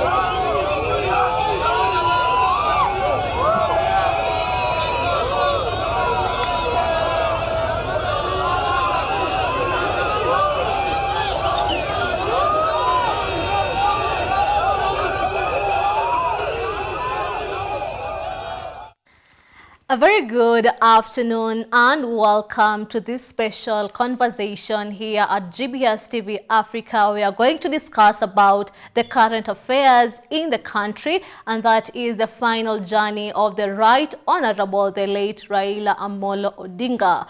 In joining me on set, we have two of our political analysts, that is Matthew Perez and Davis Kasarani. We are going to discuss and have an in-depth conversation about the life of the Right Honorable, how he lived and the impact he has left on the country. I will give them a chance to first introduce themselves. We'll start with my right, Matthew Perez. Can you kindly introduce yourself? Thank you so much for this opportunity. This is one of the saddening moments in the Kenya's political scene. And first things first, my name is Matthew Perez Adungo. I'm an affiliate ODM member. So this matter and issue is not really anything to handle with the low perception. This is a really tough season for me as a person.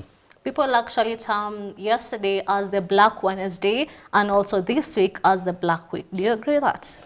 I really agree, because we see an 80-year-old, though he's 80, but we feel as a country, as a people, that he has gone too soon. This is very untimely.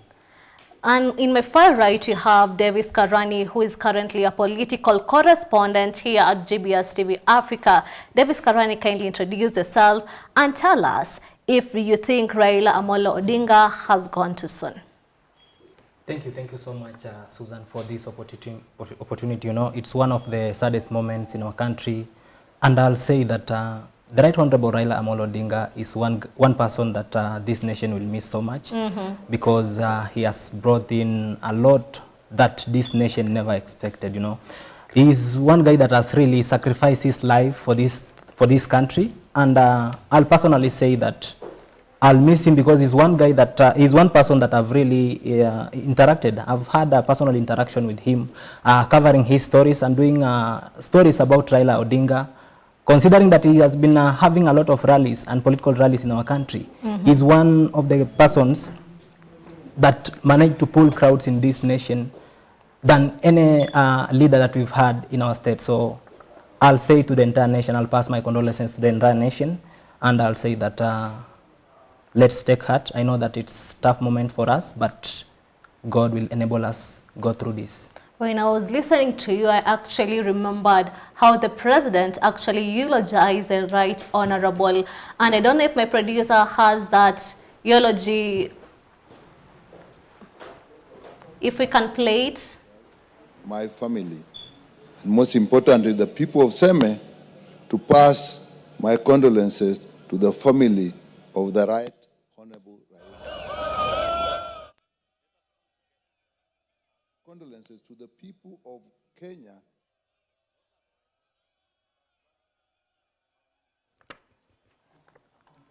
We are sorry for that technical hitch, and we'll play that eulogy in a moment. So Matthew Perez, can you explain to me what your experience with the Right Honorable was? It's very tough for me as a person, because there's a person I have voted for him twice.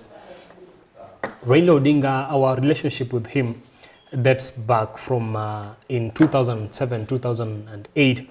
This is the first time I started hearing about Raila Odinga. You remember the clashes.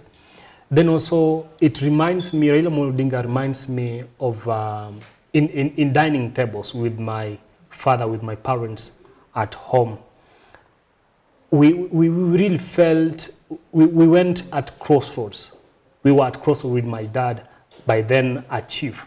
And you see chiefs, they have to sing, they must sing the gospel of the current regime. Of the current government. So my dad was singing the gospel of Kibaki in those years, in 2007, when I first heard of him. In 2017, my dad was singing the song of Uhuru, and also 2013. So in dining tables, I was supporting, I stood staunchly supporting Raila Amolo Odinga, and that one didn't sit well with my It dad. didn't bring you clashes between you and your father? It brought, and my dad was really warning me. He warned me not to even mention him. And you see, when we were listening to the radio at some times, when Raila Odinga was speaking, he will go on and even switch off. dismiss, yeah. What about you, Davis Karani? How was your experience with the Right Honorable? Thank you so much, Susan. Just the way I said during my introduction, I'll say that my interaction with Raila Odinga has been sometimes back, you know. He's one guy, when I was born, I found him already in the political scene. So he is one of the leaders that really are used to be loved, specifically from the region where I come from. You know, where do you come from? I'm from Western, and you know, specifically Busia County. You know, in Busia County, you could not mention anything apart from Raila Amolo Odinga. So he is one person that has built a fan base in our region. So and due to what he used to do he has done to this country, and what he used to do then when I was still growing up, it really inspired me to develop interest in following him. And even my entry into media was inspired by the Right Honorable Raila Amolo Odinga. You know, you could see how people used to love him, how people used to come out in crowds, large numbers, and chanting towards Raila Amolo Odinga, just the happiness. You know, I could feel that. So it really inspired me. I used to tell myself that I should also engage myself in covering such stories, you know. And then maybe later we'll talk about his history. Yes. And I believe that I'll be in a position to expound more on that. When Mr. Karani actually is talking, I remember at times in the studio, you'll never say a bad thing about Raila Amolo Odinga when you're in the same presence with Davis Karani, because he will actually dismiss you. And so my producer is actually right now informing me that the eulogy for the president is actually ready. If my producer can take us there. Fellow patriots, we have lost a beacon of courage, a tower of principle, and a father of our democracy. Let us come together as he always urged us to do, not as rivals, but as brothers and sisters bound by a shared destiny. As we mourn, I call on all Kenyans to reflect on his towering legacy and the lessons impacted by Right Honorable Raila Odinga's life, work, ideas, and example. In a political career spanning decades, Raila Amolo Odinga offered a compelling model of principled politics. And at a critical moment in our nation's journey, he always put Kenya first before individual or personal interest. May his soul rest in eternal peace. May God comfort his family. May God bless Kenya. I thank you. I felt it was a really heartfelt condolences there that the president issued. But what do you think, Matthew Perez? You see, William Ruto, the president of Kenya, is not just anyone. When he speaks, you have to say, wait a minute, what is happening? So when you see that address, Ruto tells the nation boldly, but he seems very disturbed about the news. And when he releases the news, you see him, this is a disturbed kind of a person. This is a person who boasts of a relationship. Just the other day, he formed a controversial broad-based government with the Right Honorable Raila Amolo Odinga when the Gen Zs were rising, but now he decides to come into a conclusion and does what we call a political marriage with Raila Amolo Odinga, going against his own words. Yes. So you have said Ruto seemed seemingly disturbed when he was delivering that press conference. Davis Karani, can you tell us the history between Raila and the president? Because you actually told me they have a long history. It's really a good question, yes. Susan. Thank you for that question, Looking back, sometimes back, Raila Amolo Odinga and President William Ruto have had a very, very good relationship because there are people that have really worked together for a very long time. I remember the year 2005, when we had the promulgation of our constitution. We had Chungwa and Ndizi. So that was the first time that the Right Honorable Raila Amolo Odinga came into contact with President William Ruto. That is when they bonded together. Sometimes if you realize that you have somebody that is having the same agenda with you, you tend to work together. So that is how their journey began. And then coming to 2007, the Right Honorable Raila Amolo Odinga was vying for presidency. And the person that stood firm with with the Right Honorable Raila Amolo Odinga was President William Ruto. He defended him to death. He was even ready to lose his life simply because of Raila, the love that he had for the Prime Minister. So the two leaders have really been interacting together, and they have a good relationship. And I believe, and I know that what the President said in his address to the nation yesterday was genuine. And he has lost a friend, a very, very close friend, Losing somebody that you are intact with is something that really tends to break our hearts, So yesterday's address was very, very important, and it came at an important time. I'll say that. You talked about the history of Raila Amolo Odinga, and I just remember we have the biography that we did yesterday evening, actually. If my producer can play me that video where Kasarani actually did a report on the life of Raila Amolo Odinga and his biography.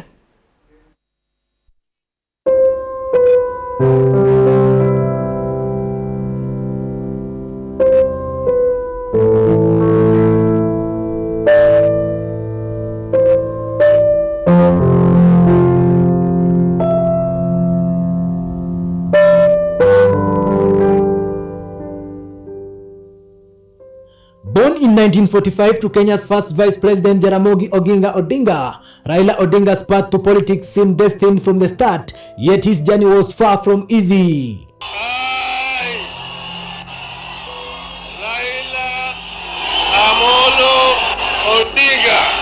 He was detained multiple times by Moi regime for his role in the fight for multi-party democracy, a struggle that defined his courage and belief in reforms. In 2002, Raila Odinga played a key role in uniting the opposition under the National Rainbow Coalition, paving the way for Mwai Kibaki's victory, ending 4 decades of KANU rule. Today, we close a long chapter in our history. We put repression, exclusion, dictatorship, and heroic struggle behind us once and for all.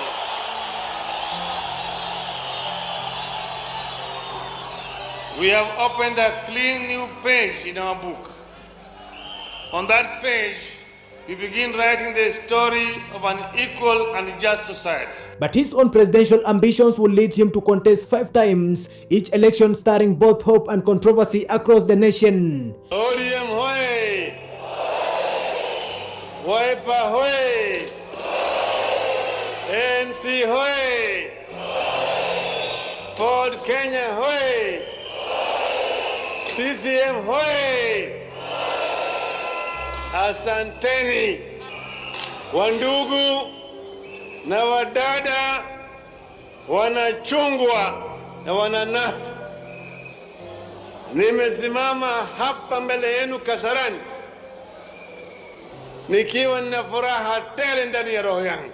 In 2007, Kenya stood at a crossroad. After years of political realignments and coalition building, Raila Amolo Odinga, then the leader of the Orange Democratic Movement (ODM), emerged as the frontrunner in one of the most fiercely contested elections in the Kenya's history. Wakenya wote kutoka pembe zote za Kenya tumeungana, Wakenya kwenye mkoa wa Magharibi, mkoa wa Nyanza, Bonde la Ufa, Nairobi,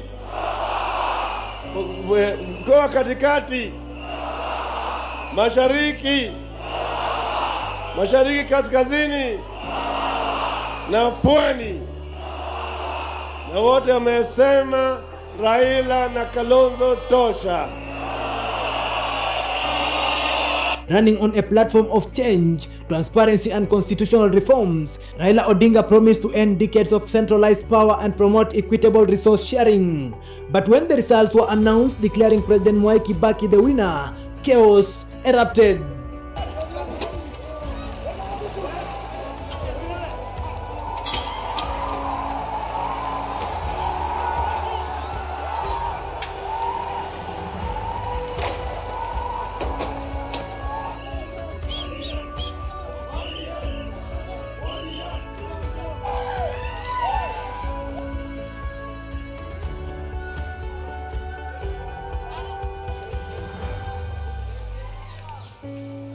My message to him is that he should be a gentleman and accept the verdict of the people, pack up from State House and go home. Because the people of Kenya will not tolerate this 5 years again. They now have nothing but contempt for him, having lost an election and he wants to rule. There's no difference between him and Idi Amin or any other military dictator. Widespread violence swept across the country, claiming thousands of lives, displacing hundreds of thousands. The nation tattered on the brink until international mediators, led by the former UN Secretary General Kofi Annan, chipped in for the solution.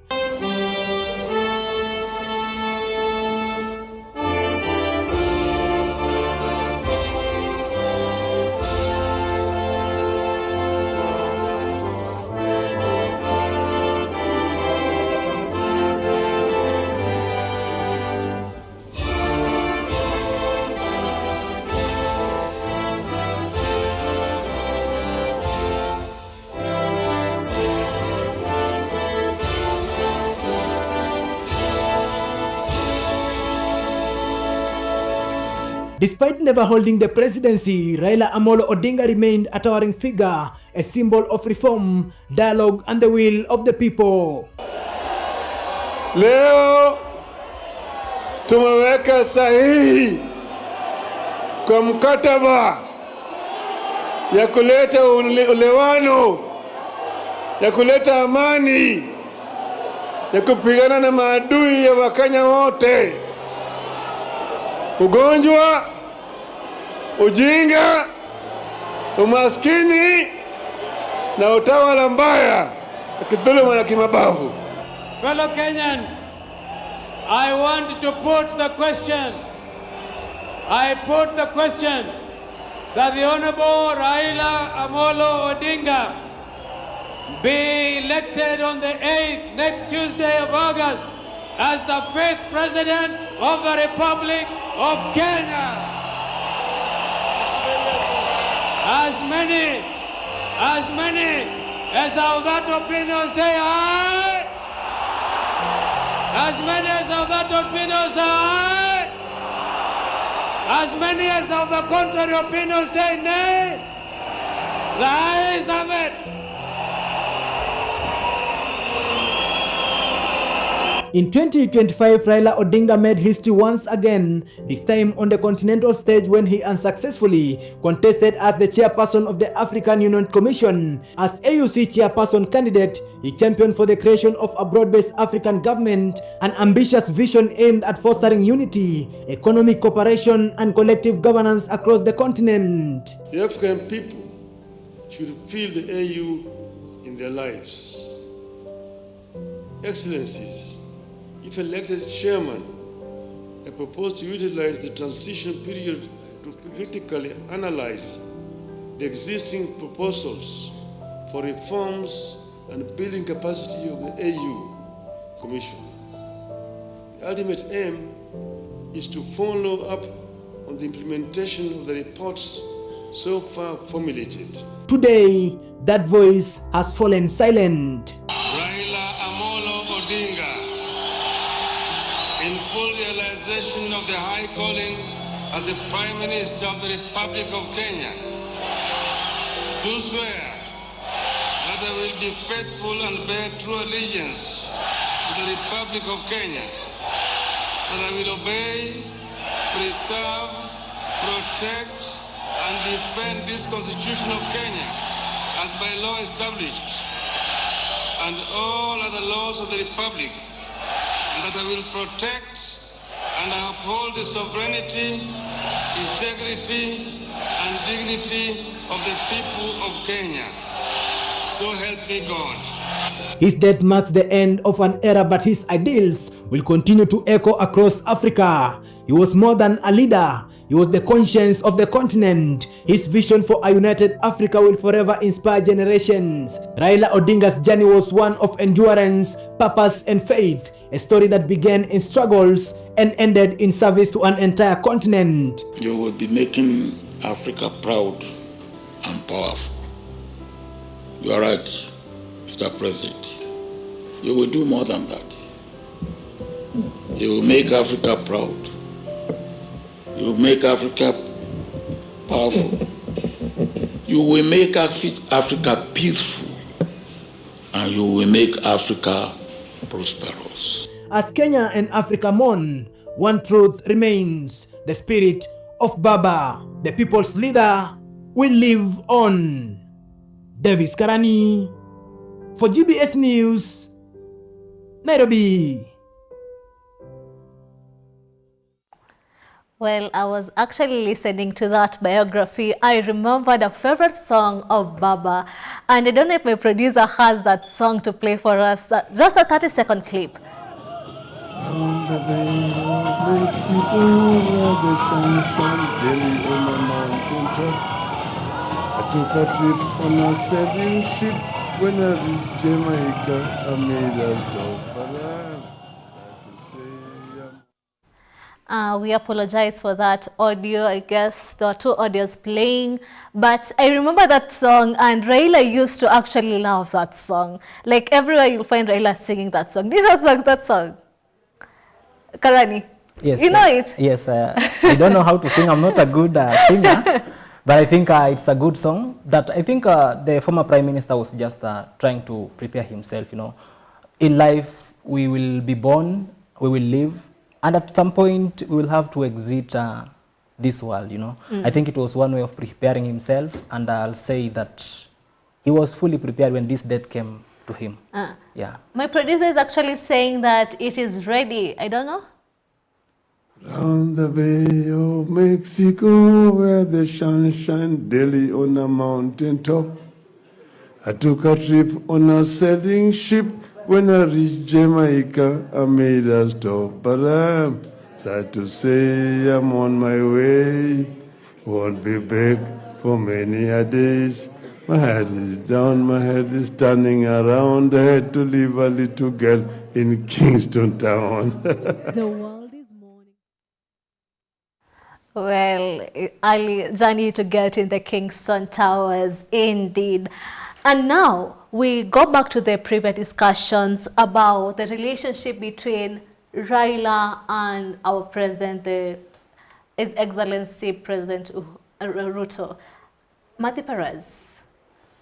Well, just as I've said earlier on, you see these people clashed at one point. In 2005, looking at them, Ruto leading the banana kind of campaign, and Raila leading on the other side with the orange fruit. But then this is a person William Ruto believed in his leadership. Looking at towards 2007 elections, we had Pentagon, one political leader from the coast, another one from the western region, another one from the Rift Valley. We saw Ruto pushing and pushing, and he's also one of the pioneers of ODM. ODM the other day turned 20 years old. So this is a person who really believed in Raila's, Odinga's mission, vision, and everything. But now, and even when you see in 2007, what led to the clashes, Ruto was telling Raila Odinga not to back down because Raila Odinga had won the election according to sources. But now this morning comes and the ECK says that out of the blue moons, that Kibaki has won the election. So Ruto was telling Raila Odinga, don't back down, you won the election. So these people have been very, very close. We have looked at the biography, actually the history of the Right Honorable. And Davis Kasarani, I want you to take us through your report, because it was a very detailed report. You started from since he was detained and then to the recent chairmanship. He wanted to be the chairman of African Union. If you can, in a nutshell, explain to us how his journey was.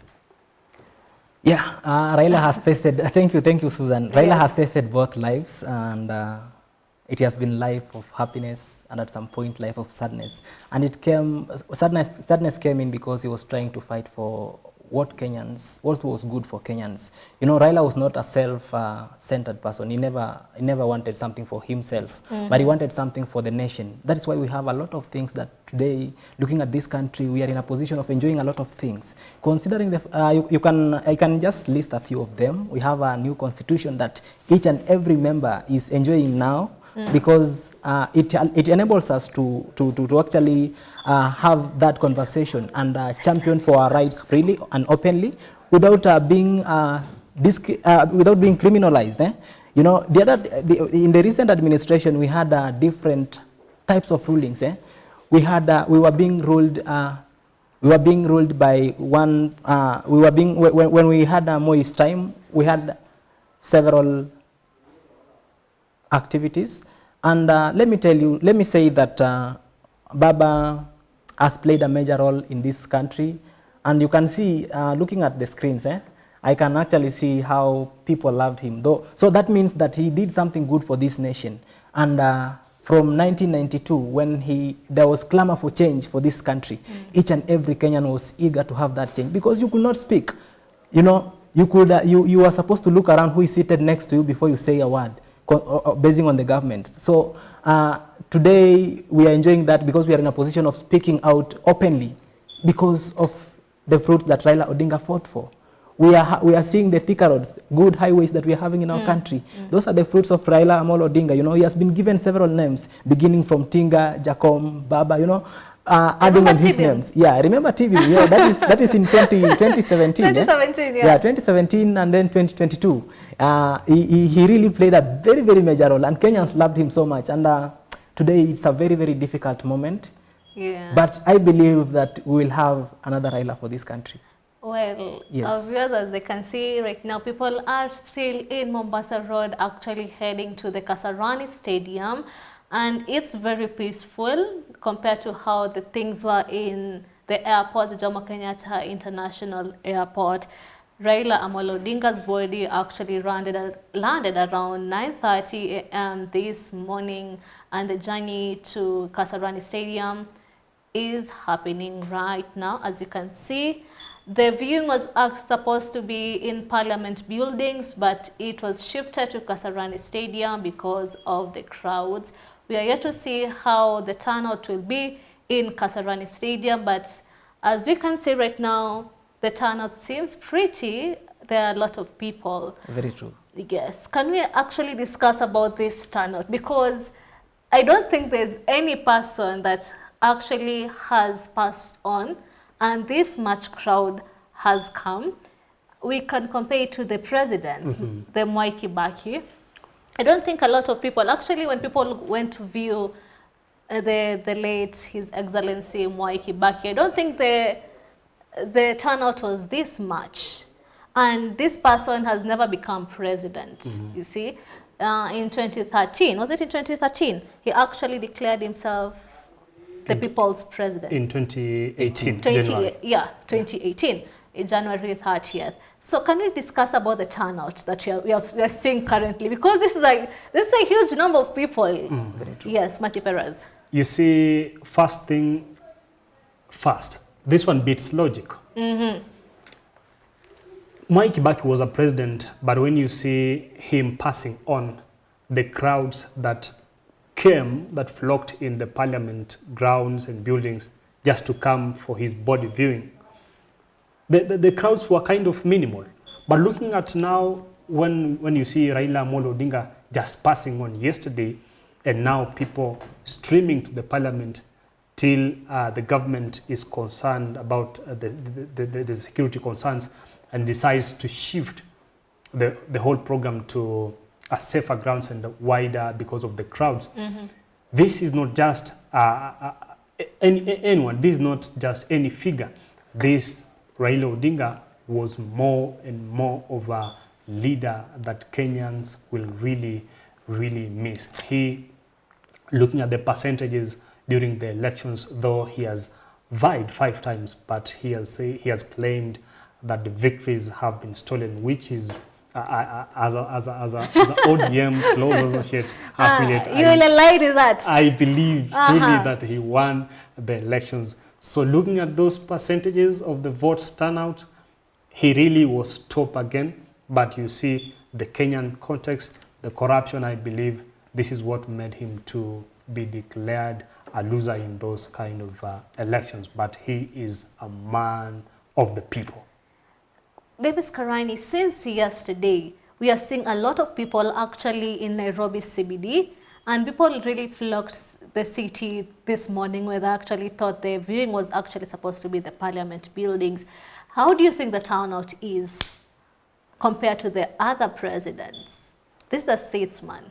I think apart from just having left a legacy, Raila has gone while leaving also a legacy, because it's for the first time that we have seen a lot of people coming out in huge numbers just to mourn a statesman. Yes. Yeah. So considering the, I'll base my facts on what Odinga did for this country. I've always insisted on that. He's always insisted on that point. Yeah,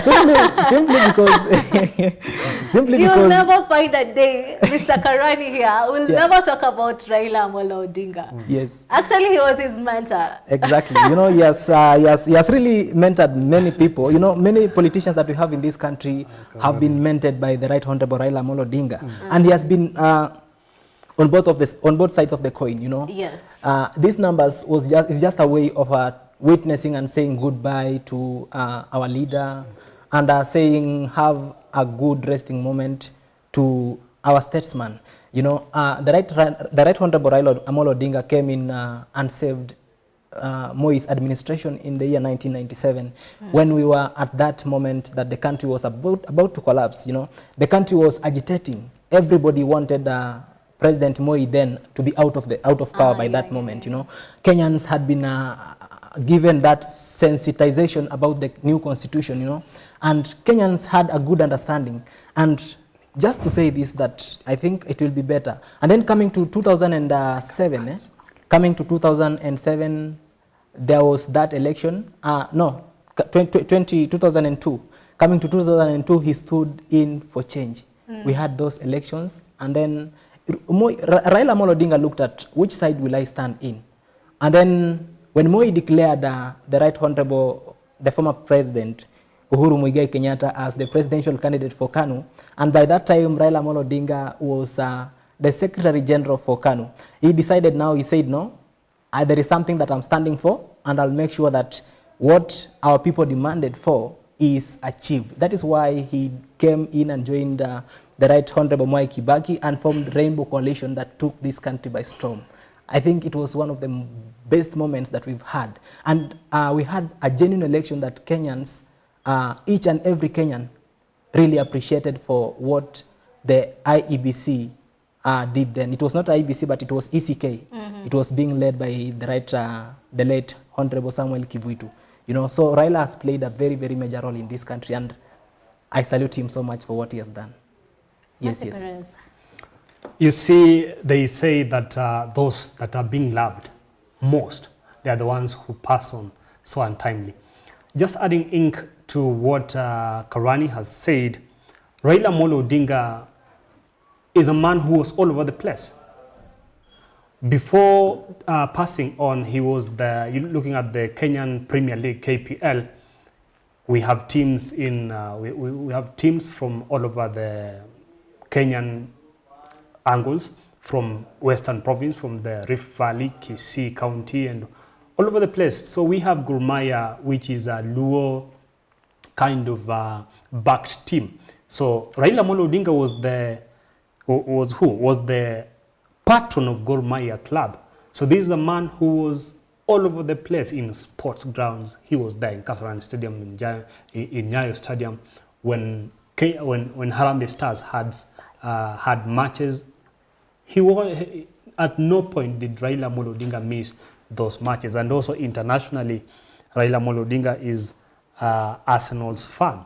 So Raila Amolo Odinga, that one makes him to really be loved, and it makes him connect with many, many people, not just Kenya. And just to add on what Matthew has said about Raila Odinga's love for Gor Mahia, you know, he is one guy that has had that humor. Yes. You know, every now and then, even in his politics, he never used somebody in our country said that siasa usiweke kwa roho.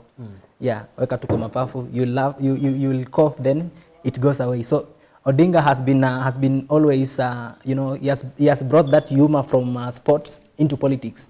There was a time the Right Honorable Odinga could actually broadcast politics in form of sports. I don't know if you remember that moment. Those are the best moments, you know, and the crowds like such. He has been a person that has managed himself to interact with the crowds. Even if he's meeting you for the first time, I'm assuring you that you'll interact with Raila Amolo Odinga, and you'll wonder yourself how you sank with him, you know. He's that leader that has been accepted by the country, and it's a big loss for the country. Yes. Now let's look at the funeral arrangements. The Right Honorable gave a 72-hour will. Do you think it's doable? The 72-hour will. Yesterday I saw an MP saying that can wills be changed? And also that question is still one that really revolves in my mind. Can wills be changed? Yes, I've seen wills change, but now this is a top figure, this is a top public figure, and maybe once they speak, the family treats it as final. So the will of 72-hour, 3 days, I believe this is not enough for a person who was really loved by the Kenyan people. So 72 hours, I believe people need to feel that they had this person in the country with them. They really have to connect with his death. So I personally believe that these very hours are very minimal for a person like Odinga. Mr. Karani, yes. Why do you think the Right Honorable actually said the 72 hours? He had several reasons. You know, I've just gone through the will that he wrote. And, you know, Raila has a huge following, and he never wanted the country to mourn so much for quite some time and waste a lot of time, you know. When you are a leader and you are loved at such moment, you are loved at every corner of the country, and even at the entire continent, each and everybody embraces you. You know, you will waste a lot of resources mourning a leader, and then you realize that most of the people will can even lose their jobs simply because life must continue even with or without the former prime minister. So I think he decided to do this simply because he wants to leave the country in a good state. He doesn't want. He does not want to leave the country in a dilapidated economy. You'll realize that even the budget of giving him the final send-off is too high. I think it's almost something like 2 billion, something like 2 billion, yeah. So that is a huge amount of money. So, and that is for 3 days. So you can imagine if we can mourn Odinga for a period of almost a week, how much are we going to spend as a country? So it's huge. So he is somebody that cares even for those generations that will come later. So that is why he made that decision. He said that I think I've given much to this country, and it's the best moment, that it's the best time that let me not give people that moment to stay in a somber mood for a long time. So he decided to write that will. And I believe that I think it's the right thing. It's the best thing for our leaders to make sure that they do this. And if all leaders will be in a position to follow what the Right Honorable Raila Amolo Odinga did, I think we will be in the right path as a country. Yes. Just to inform our viewers, the Right Honorable Raila Amolo Odinga will be buried in Bondo, his home county, on Sunday, I believe. Yes. On Sunday. So, but you don't agree. You say we have to have more time for us to mourn. You see, coming from Western region, and specifically Busia County, closer to Kisumu County in Siaya, Kakamega County, Vihiga, we as a people in Western know how to mourn. People from Western know how to mourn. Do you mourn or do you celebrate? No, you don't necessarily celebrate, but you mourn. Because this is a person, this is more than a father. Others, you had them call him Baba, refer to him as Baba, an enigma. So 72 hours, having that mind, that have that mind in that this is a person who is really highly esteemed. I don't believe 72 hours is enough to mourn Baba. Matthew, let me differ with you, maybe, Susan. Sorry for interrupting this. I think it's something that the former Prime Minister decided to do because he understands the cost that comes with it. He has been a leader, he has been a statesman, he has been he's actually I'll call him the Prime Minister because we don't have the current Prime Minister. So he's just the Prime Minister. And he has buried state leaders and he understands the cost that comes with that. And all that is taken under the care of a taxpayer. So Odinga has decided to do this simply because he cares for the taxpayers, Matthew. So you can bear with this situation. Okay? Yeah, so that is what I have to say, Susan, just to interject on that. But you see, this is these are a celebration of once in a lifetime.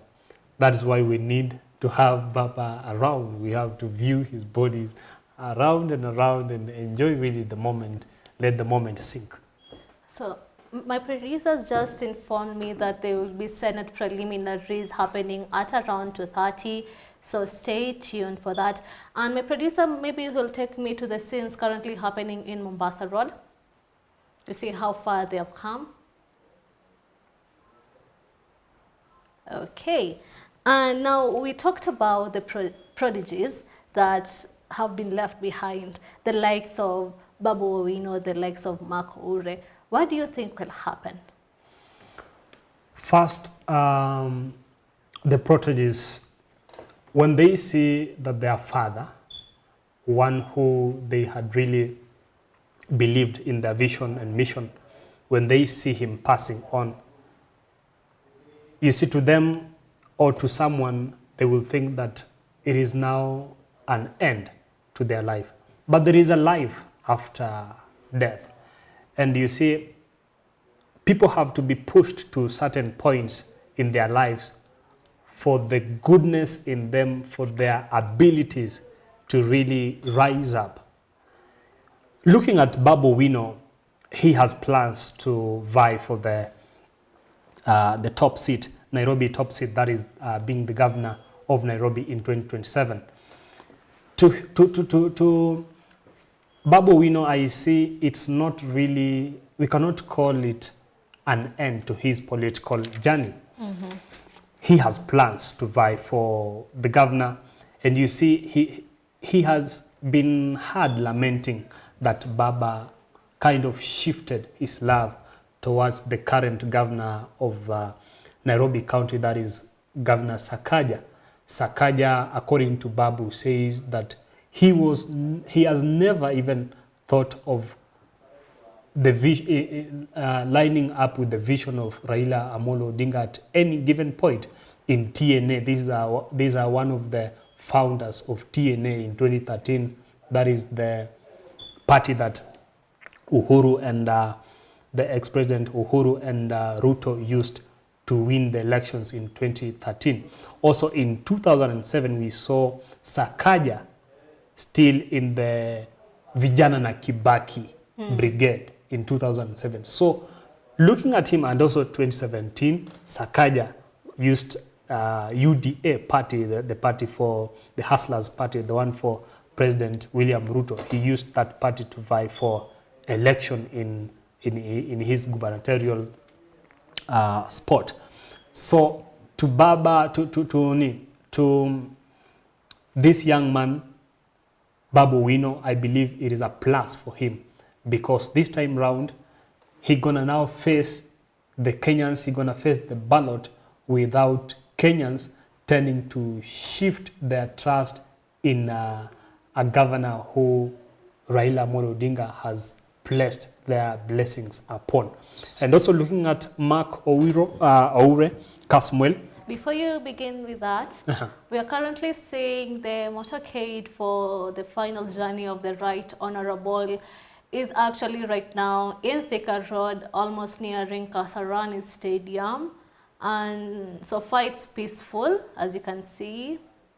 And yeah, so when we reach Kasarani Stadium, we'll keep you updated. Yes, let me continue. So I was commenting about Mark Oiro, some of the proteges of Raila Amolo Odinga. Raila Amolo Odinga now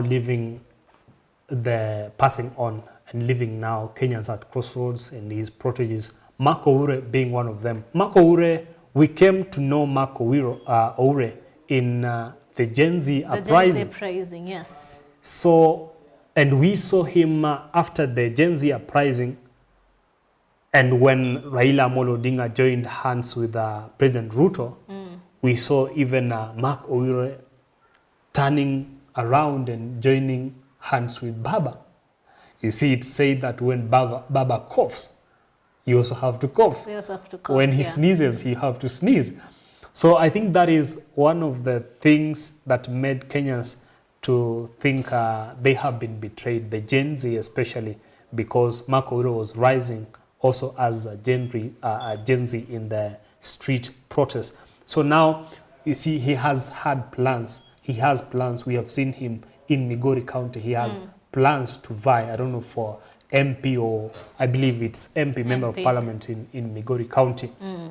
So when we see him having that in mind, vision, and we see now he's no longer with Baba. Baba has passed on. And Baba, we saw photos of them in flights with Mark Oure. And so Baba is normal. So it's going to be a tough spot for Mark Oure. Very tough spot indeed. And now, as you can see, the motorcade is actually heading to Rosters. And it's so far peaceful. Nothing is being seen out of the ordinary. It looks like a huge motorcade. A lot of people have actually turned out. You see, not very many people expected this. This is really a ton of events. People expected to crowd Parliament. You see, because of security reasons, Kenyans turned out in really big and large numbers. And now the surging meant that people have to shift. You see, it said that only the fools do not change their minds. And that's why we saw the government saying that, wait a minute, this former prime minister was not just a man. He has to be accorded. People have really to feel their pain. And they have said, because also of the stampede. You saw in I believe when Magufuli, the president of Tanzania, when he passed on, we saw a stampede and people also passed on. So maybe this is what also the government of Kenya is trying to avoid. Do you think it will happen? Because a lot of people are actually turning out according to what you are seeing right now. And people are actually waiting on the side roads. It will definitely happen. Whether it gets to, it's now 2 p.m. So I believe this is going to happen. It's going to happen, whether it's the motorcades will arrive at 3 p.m. I believe still Kenyans will have the opportunity to do their body viewing, just relaying their condolences, a show of how they loved and adored the former Prime Minister Raila Amolo Odinga. Davis Karani, what do you think of this turnout? It's really a huge crowd, Susan. And, you know, this is a leader that each and everybody will miss in our country. And that is why they have come out in such huge numbers, because you know, it will be the final respect to the former Prime Minister Raila Odinga. I'll say that this is just the final respect for him. And, you know, some people will never, I've never seen the former Prime Minister Raila Odinga in person. So, you know, most of the people are eager just to see him and just accord the last respect to him. But I'll say that it's a good thing. This proves how Kenyans loved Raila Odinga so much. And you can see even those people in motorbikes, they are really excited. Of course, it's a mourning moment, but they are really excited. People are actually celebrating alive. Yes, because he's somebody that has attained the age of 80 years, you know, considering what the Bible says. You know, Raila has hit what the Bible says, you know, and he's a leader that most leaders would like to work like him, you know. And then considering the fact that there are some leaders that have been in power because Raila Amolo Odinga has been standing with them. You know, this is the best moment for some leaders to prove themselves that they are in a position of standing themselves without being handheld, sorry. And it's a moment, I'll say, that, you know, I've seen you mentioning the Right Honorable Babu Owino. Yeah, he's really pulling crowds, you know. And the burial of Raila Amolo Odinga means the rise of another leader, you know. Sometimes a father can decide to leave his kids. After your kids have grown, you have to give them an opportunity to grow and live for themselves, you know. And that is why those leaders that are vibrant will be in a position to lead, to take the position that Odinga stood for and Odinga was in. But I think they'll not fit in his shoes. He's far away. Do you think everyone will be able to view his body? Looking at the crowds. Looking at the crowds, yeah. Unless the government will decide now to add some time, because it was supposed to be done at the Parliament building, but because of the numbers that came out, it was a bit chaotic, and that is why they decided to shift it to Kasarani. And this will, I don't think if all members will be able, unless the government changes the times and increases some time for people to view Odinga's body, it will be very tough for them to view his body. Yes. They are actually right now in Roysambu. I actually believe they have reached Kasarani Stadium. They're just making that roundabout. Yeah. Yes. Was this expected, the turnout? Yeah, because this was a top leader. I've said this not once. So many government officials, even starting with the president himself, they knew that the turnout would be something else. Okay, yes, they didn't know he will pass on yesterday in India, but knowing that this is a person that people loved. People loved so much. Yes. They knew very much that he would pull crowds, and crowds will. And you see, people have come all the way from Kisumu County. People were traveling whole night just to come to view his body. So I believe they will have to view his body. Yes, there are lots of people, but maybe if they do 2 seconds, but at the end of the day, I believe some will walk away. Or they make a line, actually, and then the body. But these people are so many. These are I wonder how people. the viewing will be like. Maybe 1 second.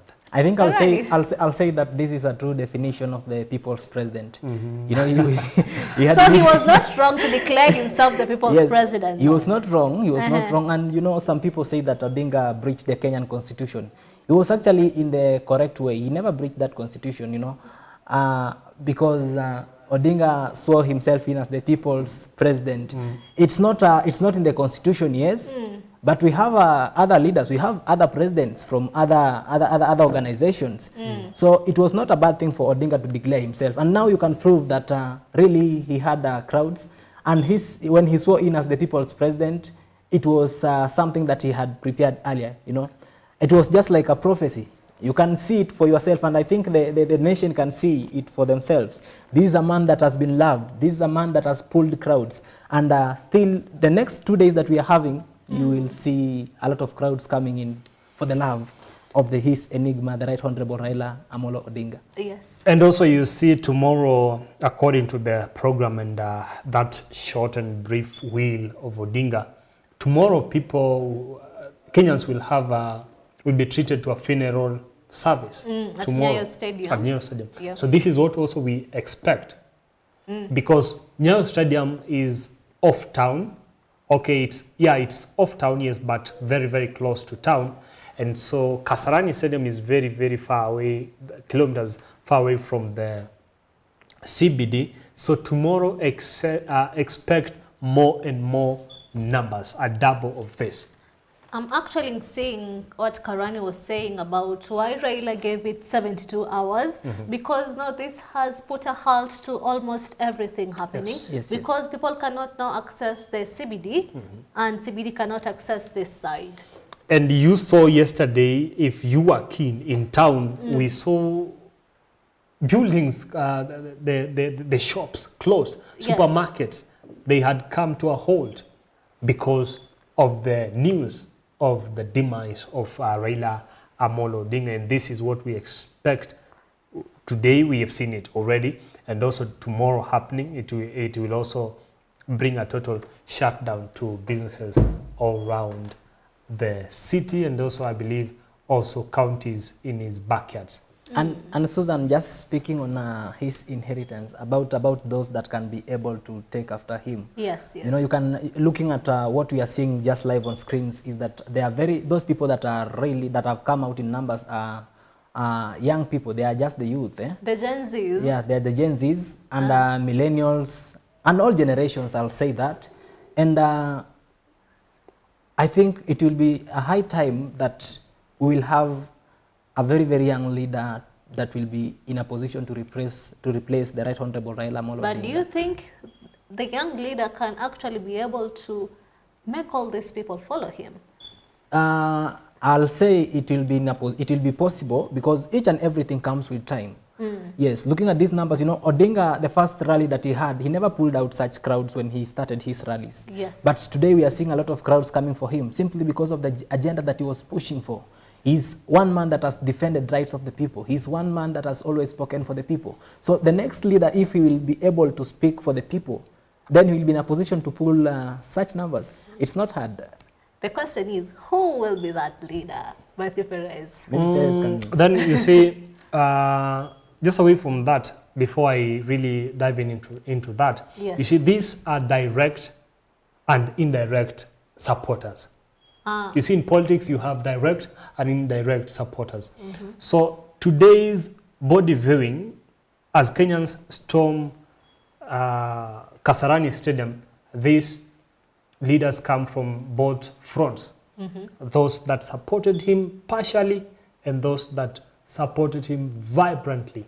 So this is what we our brother here, are seeing. This is what we are seeing here. And now diving into what he has said of a leader who will rise in Kenya, we are really in anticipation. We believe that it is in this moment. This is a leader who will rise, and no one, what we can do now is only perceive, just have speculations here and there that this one might rise, but I believe a person, someone must rise to the political scene, and just as Raila Amolo Odinga did in times when people really expected him to rise, when he was needed most, expected, that is when he stepped in. And I believe one person in Kenya will also rise, a political leader will rise, I believe, without any doubts. Karani, can you be able to answer the question about who will be able to rise? Let me not answer that at the moment, because we are still mourning our leader. But that is in the minds of almost all Kenyans right now. Of course, it's in the minds of all Kenyans, but let me not be the first person to anticipate that on international media house. Let me not do that at the moment. But we've had some leaders that have managed to do such things, you know. And Raila is one leader that when he asks you, when he tells you something, you should not question. That is what most leaders from his region says. That when Baba coughs, you have also to cough. When Baba sits down, you have to lie down. When he sits down, you lie down. Yes. When Baba says jump, you ask him, how high do you want me to jump? So he's one leader that we've really loved, and the nation will really miss Raila Odinga. But let me not answer that question, because this is an international media house, and I don't want to put myself into in crossroads. in custody. You know, Yes, you can find me in bus sometimes back. So I don't want to make that mistake. Let me just maintain that. I can coach you in the next broadcast and say, Davis Kasarani actually say this and this. Yes. So I don't want to make such anticipations. Yes. Let me leave at let me just leave it at that. But I think a new leader will come, because we've seen ODM also have announced an interim leader for ODM. Yes. That is the Right Honorable Oburu Odinga, the brother to Raila Amolo Odinga. Yes. And we've seen him trying to, because it was tough and chaotic for the casket of the former Prime Minister to be taken into Lee Funeral Home, simply because of the crowd that came out. But Oburu Odinga came and addressed them in the language that they understood. The native language. Yes, and they decided now to pave way for the body now to be brought into Kasarani after changing the structure that was there. So I believe that we'll have a leader. Let me not just anticipate at the moment, but we'll have a leader. Yes. Karani has chickened out. Chickened out not to tell us who he really thinks gonna now take the ODM and the political scene of Kenya after the passing on of Raila Amolo Odinga. I tend to believe, and yes, Siaya County Senator, that is Oburu Oginga, who has been given now the opportunity to be the head of ODM. Yes, he has been given this opportunity, but looking at him, he's not that vibrant. He's not that vibrant, and we expect him, and you see, being a high level and top leader, and also especially leading that top party, ODM, it needs one who is very, very vibrant, bold and courageous, just like Raila Amolo Odinga was. So looking forward, I think this is just an interim position that Oginga Odinga has been given, but we see also heads like the Siaya County Governor, that is Orengo. This is one of the figures that cannot just be assumed. We also see Babu Wino, 36 years old now, but we see there is lots of expectations in him. Towards, we see him vying for 2027, the gubernatorial seat in Nairobi County. So we see he's kind of young. But also we see Joho in Mombasa County. We see him moving crowds. We believe when he also speaks, many will say, wait a minute, let's take a listen. We also see in Kisii County, from the Luo Nyanza region, we see Simba Arati, the governor of Kisii County. This is also a figure not to be assumed. In Western Province, we see the likes of Ruparanya, we see the likes of Akaranga, but we see these are not the really figures that we can bank on, but I believe Kenyans, the political scene, we also see the SG of ODM, Sifuna. I cannot fail to mention him, Sifuna.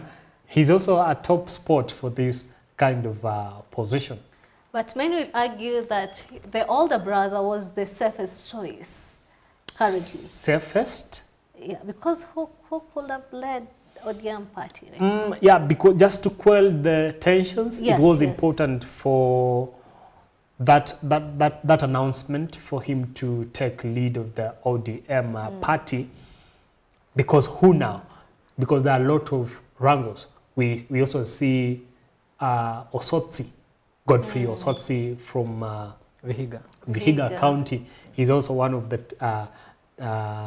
deputy party leaders. So looking at Joho, looking at Simba Arati or Osotsi, it's wide. It's wide. If Abdul Somad, the governor of Mombasa, says that it's I now who is leading the party, you see there'll be a lot of clashes. So they have chosen to unite, and also in honor of Mzee, because at one time when he was vying for the AU position, there were wrangles already, people saying, I want to lead, this is my time and whatever. But the likes of also Junet Mohammed rose and said, wait a minute, Raila is just going to AU, but he's still the party leader. He called on people in the ODM team to calm and hold their horses. Okay, so we are currently seeing the motorcade currently is in Kasarani Stadium, heading there, and mostly it's peaceful, no demonstrations, no chaos is actually being witnessed there, just a whole lot of people. You know, Susan, looking at it, it makes me feel it makes me feel good, because for the first time I can see the military men in uniform interacting closely with the people, you know. It has never been seen. It has never been seen in that way, in such a state funeral. Yes. Yes, so it's something different, and I think Raila Odinga has made history in everything that he has done. And uniting the police and the people, it's something to clap about. Yes, something to clap about and appreciate him for that. Yes. And I think, Matthew, there's something you want to interject on that. Yeah, what comes into my mind as a close of him associate is that Raila Odinga desired to unite before he passed on. And also looking at the masses and crowds flocking into Kasarani Stadium. In his state alive, he desired to see a united Kenya. In 2007, 2008 clashes, when people were like the President William Ruto pushing him to not back down, he said there comes a time in the country where the people's decisions, the people's peace is important more than your desires and visions. So he united, he desired unity before he died, and also we see the unity of Kenyans even during his death. This is very, very profound.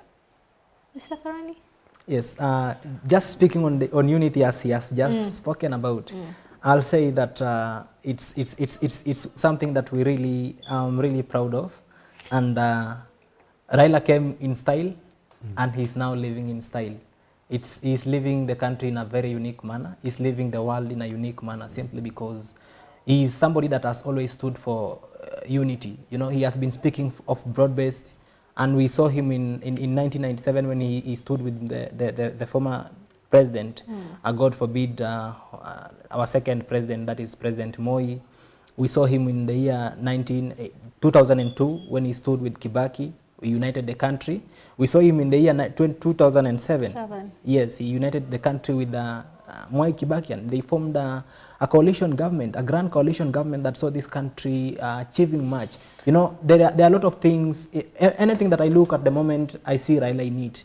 I look at the roads, I see Raila in it. I look at the development in schools, I see him in it. That is why he was given the name Tinga. Tinga, you know, is something that performs some responsibilities that cannot just be done by a djembe. I think you can compare the difference between the two. And I'm really happy. You can see how people are chanting and people are happy. Yeah, this is actually inside Kasarani Stadium. Right now, people have already reached there. Matthew Perez. Yeah, finally. People are in... After the long journey from Mombasa, from Jkia. Long journey.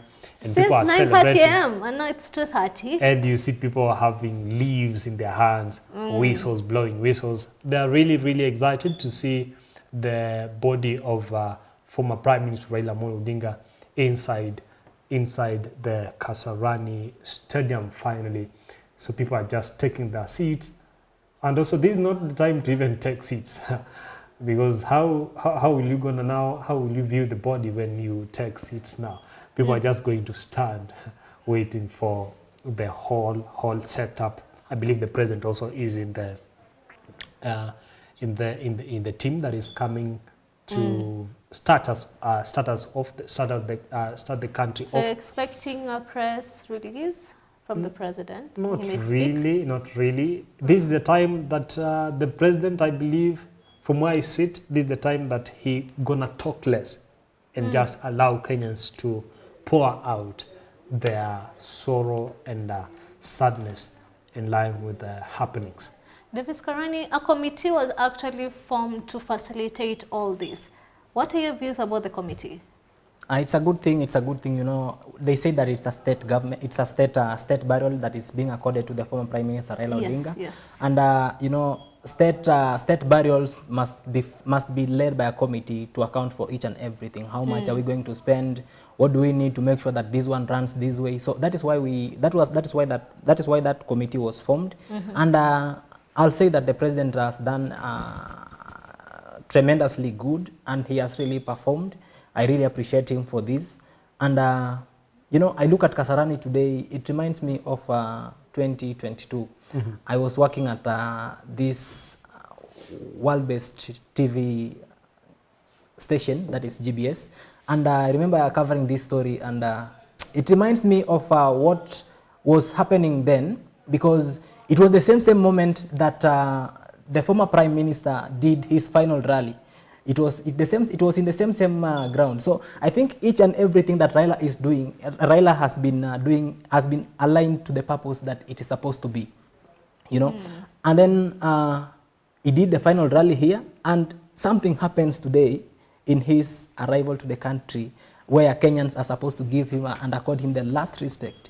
Something happens, crowds come out in numbers, and then it's transferred to Kasarani. So it's something that I really appreciate. It's a coincidence that I'm really proud of, and I think my heart is at peace, because this thing that is happening is spiritual. I'll say that it's spiritual, and let Odinga's soul rest in eternal peace. And mostly it's peaceful. That's what's shocking right now, because people are not in chaos. Yeah, because looking at yesterday, when the news of his passing on came out clearly, because you see it first started way back in India, where the hospital in Kerala district in India, the Vamantha hospital, when the spokesperson of that hospital voiced out that Raila Odinga is no more,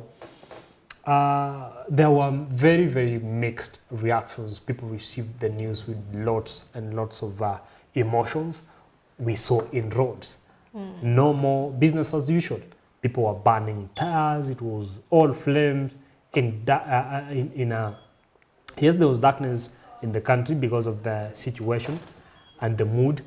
And also looking at, we saw people looting in shops. Yeah, yesterday there was a lot of chaos. People took advantage of the news. So people handled the information, the news, the breaking news with so many perspectives. And I think, let me just give, I think it's for those that really took that advantage of looting other people's shop, using such moments, you know. Raila Odinga has never participated in such things. He has a good image. I think to Kenyans, let's not taint the reputation that Odinga has put in place. Odinga has built in structures that each and every member of this country appreciates. That is why initially I said that I look at everything, I see Raila. Even in my house, when I'm preparing to cook, I look at that gas that I'm using to prepare myself a meal so that it can help me to survive. You know, it's because of the efforts of the Right Honorable Raila Odinga. Today I can be able to speak and criticize the government openly. It's because of Raila. If Raila could not have stood firm, that could not have happened. And let's look back to yesterday when the news broke. Because first it was news outlets from India that announced that the Right Honorable Raila Odinga has passed away. What was going through your mind at that particular moment? At first, when you even hear when the top government officials in their social media platforms, when they pour out their condolences, they say that this is a man that they spoke with last night, and he was in good shape. Was it Edwin Sifuna who say that? Yeah, not only Sifuna, but also his elder brother, Senator of Siaya County, Odinga. He said he spoke to Raila Odinga and he was in good shape.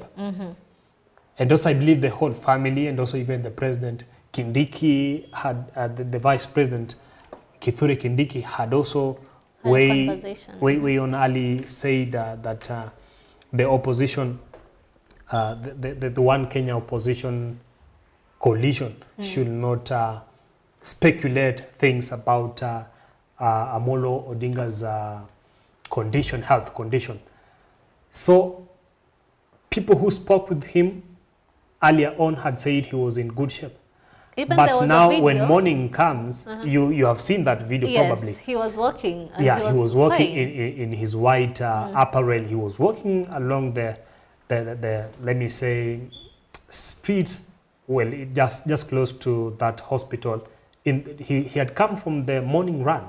So he was in good shape, but now cardiac arrest is something else. You don't know when you can die. You don't know when you can pass on. And also you see he had also a back problem and also pressure-related illness. So he was just living, and we thank God for the years that he has given us to have around Raila Odinga. Yes. What about you, Kasarani? I remember yesterday, the whole of yesterday, you were saying, I cannot believe Raila Odinga is actually gone. What was crossing through your mind at that moment when you heard the news? In fact, when my editor assigned me that story that I'm supposed to do that story, it was a bit tough for me. It was a tough moment. Yes. I couldn't believe that the former Prime Minister, the Right Honorable Raila Odinga, you know, Raila Odinga and death has never come into my mind, you know. All of them at once? At once. Yes. It has never come to my mind. So when I was given the news and I was told that I'm supposed to do that story, it was a bit tough for me. But I'll say that give it to him, because despite the fact that he was in a bad condition, and we saw when the news broke out in India, I'll say that, you know, he has gone through several experiences, you know, having been jailed for a period of 10 years. Yes. You know, it's a tough moment, you know, and you are in a you are put in a very tough conditions, and you know, it affected his eyes, the backbone, and even affected the blood in his body, the blood flow in his body. So it was a bit tough moment. He has been fighting it for quite some time, but I'll say that he always stood firm because he loved Kenyans, he loved the country. He wanted to see a transformative country, a country that each and every member will be free to speak out. So that is why I'll give it to him each and every moment. And this is the time that Kenyans, we need not to speak and speculate issues about Raila Odinga. He has done much for this country, and we need to give him the best that he deserves. Let's only look at the positives. And also, you see, when he was speaking, I recalled that this is a person, Odinga, we know of his life in the corridors of justice. We know his life in prisons, in detainment during the Moi regime, during the attempted coup in 1982. So he faced a rough time in his life. So Odinga, I believe, he has maintained a bold public figure, though his eyes are always wet because of the tears. I believe this is what he went through in prisons, Britain, in prison. Detention, yeah. But oftenly, it had never dawned into any Kenyan mind that Raila Odinga is not in a good shape. Though he looked weak at some times, but he stepped up just to show that he is with us, that he gonna deliver. At one time, he said he is Joshua. So a promise that he was will going, take us to Canaan. Yeah, he was taking Kenya to the promised land of milk and honey. Yes. That means also that the former Prime Minister was a reader of the word. He actually had a good faith in the word. He believed that what God enabled Joshua to do, is in a position to enable him also do. So, though maybe to him he has not been able to reach with us to that land, but I believe he has left in some structures that we will, if we can be able to use them as a country, will be in a position to reach to that land as Matthew So we can say he's said. like Moses, because Moses reached the half journey. Moses, really, but let's take Who? let's take Joshua. Joshua. Okay, Yeah. okay, okay. Because when Let's stand by we see Joshua. when we go with Moses, this is not a man who reached the land of Canaan, and we had really belief in Raila Amolo Odinga, and I believe he still is the Joshua of Kenya. And of course, we've reached to the promised land because each and everything that Raila was championing for, we've been able to reach. You know, he grew up to that level that he surpassed local politics until he decided to go into international politics. That is why we saw him vying for the African Union chairmanship position, and he was being backed up by the country fully. So that means that he had already achieved what he intended to. So I'll just say that he's the Joshua that we have in our country. Okay, and now to conclude these discussions, what next for the lineage of the Odinga? Wow, this is a question that also has been written in my mind and most of the political leaders in Kenya, because now we see after the handshake with Uhuru, after the also controversial broad-based government union.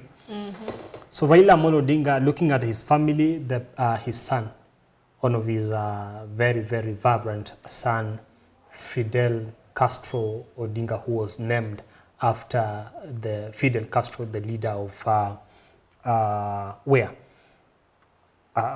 it's skipping. Cuba. Yeah, Cuba. That is Cuba. So he was named after him. So we believed strongly that when we see scenes of the passing on of Raila Amolo Odinga, and you see in the Kenyan's story, in the political story, we see when a leader passes on, just like the other day, the Prime Minister in MP for Kasipul, Paul Were, when he passed on, we saw some 2 weeks ago, his son rise and was given the ODM ticket to vie now to replace Kasipul MP Paul, the late Paul Were. So we expected that now, if we had Fidel Odinga still alive, without any doubts, he will be the next big thing in the Odinga's lane. But then again, we cannot forget that we also have the East African Legislative Assembly Member of Parliament, that is who? The Odingas, Winnie Odinga. Yeah. We see her in that position. We've seen her in the political protests. Yeah, also campaigns of his dad, Raila Amolo Odinga. So we are also looking at this because his elder brother is, we're just counting days, so to speak, God forbid. Yes. But this a young daughter, lady, and we believe that there is more to her. And I believe Winnie Odinga, we can kind of trust her to take the ODM flag and vision ahead. Most of the rallies that we see, the Right Honorable Winnie Odinga was also there. Yeah. So she may be in the political scene a lot. Yes. Yes. Mr. Kasarani, Yes. what next for the lineage of the Odinga family?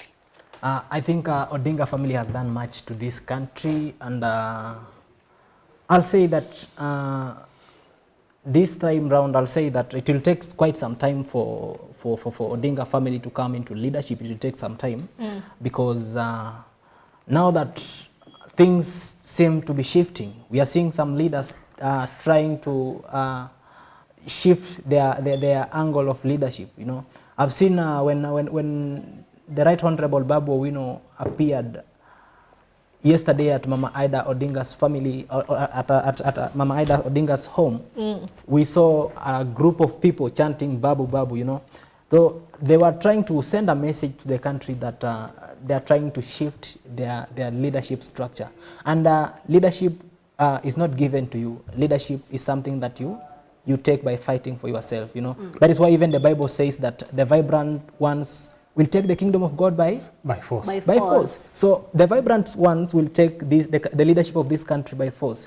And that is why I'll say that if Winnie Odinga will be more vibrant, she can be able to come in and take the leadership of that, take the leadership that his father had put in place. So it's very important for them to do that. If they are still determined in leadership, yeah, so it will be very important for them to do that. But above it all, I'll say that it will take quite some time. Let's give them some time to heal, and then we'll see what is the next step that they'll be able to take as a family. Matiperes, your parting shots. Then you see, one thing about the political scene is that it calls for vibrancy. You have to be vibrant in the political scene. How will you explain this, that Raila Amolo Odinga had to come out and point out the lies and corruption in the government of the second president of Kenya, the late Arap Moi. So it calls for vibrancy. President Kibaki passed on. We see he has a son, but he has failed to come to step out and maybe convince the Kenyans that he is able. So just as Kasarani has said, it calls for vibrancy. Winnie Odinga, the East African Legislative MP, has to come out clearly and say that she needs to be trusted and she is vision-minded to take the country of Kenya to the next level if anything is to go by. So it calls for really top courage.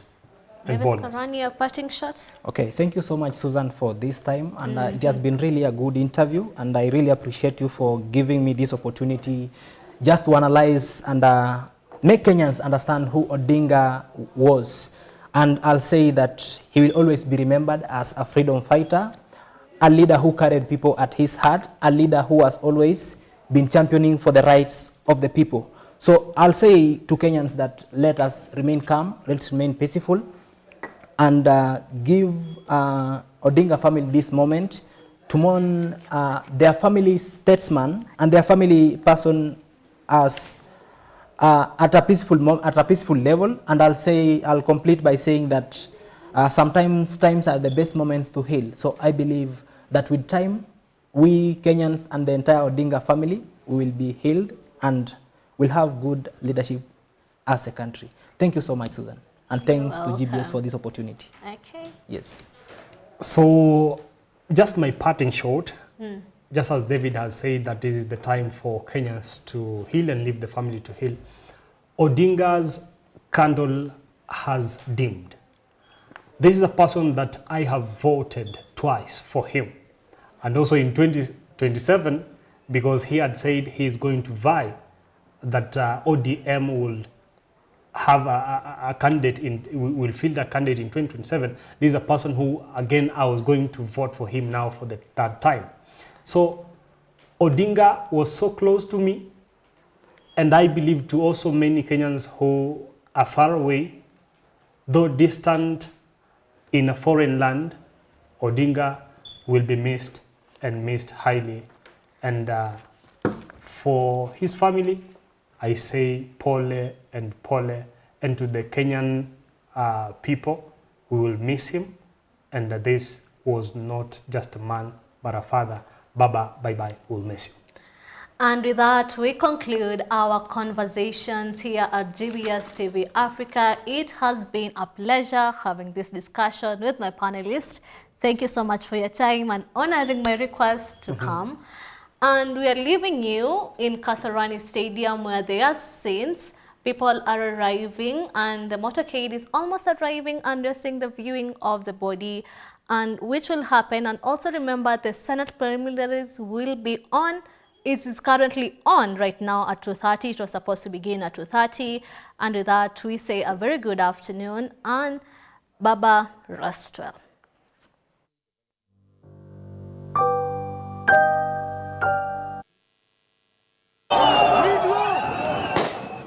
Reconvene on Tuesday, 4th November 2025 to reschedule business for the rest of that week.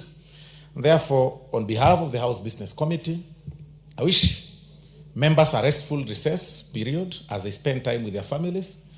and also discharge their constituency obligations, even as we mourn the Right Honorable Raila Amolo Odinga, I now wish to lay this statement on the table of the House, and I thank you, Honorable Speaker. Thank you very much. Thank you. Next order. So, order number 8, exceptional motion, tributes of the House. Honorable members, the records show there was Dr. Nyikal who had exhausted his time.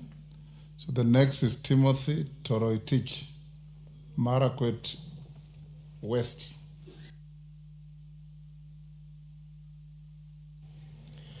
Thank you, Honorable Speaker, for giving an opportunity to contribute on this very important tribute on behalf of our departed hero, His Excellency Raila Amolo Odinga. Honorable Speaker, on my own behalf and on behalf of the people of Marakwet West, I wish to express my condolences on behalf of the family of Raila Odinga. Honorable Speaker, we have lost the father of our democracy. Honorable Speaker, Raila Odinga may have rested, but the flame of freedom burns on. Honorable Speaker, this is a man who was synonymous with our democracy. Our democracy as a country is blossoming because of the contributions or the contribution of one Raila Amolo Odinga. Honorable Speaker, the contributions of Raila Odinga shall forever remain etched in our memories. This country shall never forget that he is the father of the second liberation. Article 2A of our Constitution was repealed because of the fight and what Raila Odinga fought for, so that that particular provision was repealed, and therefore we had the democratic space opened in this country. Honorable Speaker, Raila's long pursuit for democratic ideals shall forever be remembered by the people of the Republic of Kenya. This is a man who bestrode Kenya's and Africa's political landscape like the giant colossus. And for that reason, Honorable Speaker, this man shall live in immortality. Raila Odinga shall never be forgotten. He will go into the records of this world, just like Mandela, just like Mahatma Gandhi, and other great heroes like Shakespeare and Martin Luther King Jr. Honorable Speaker, Kenya and Africa shall not forget these.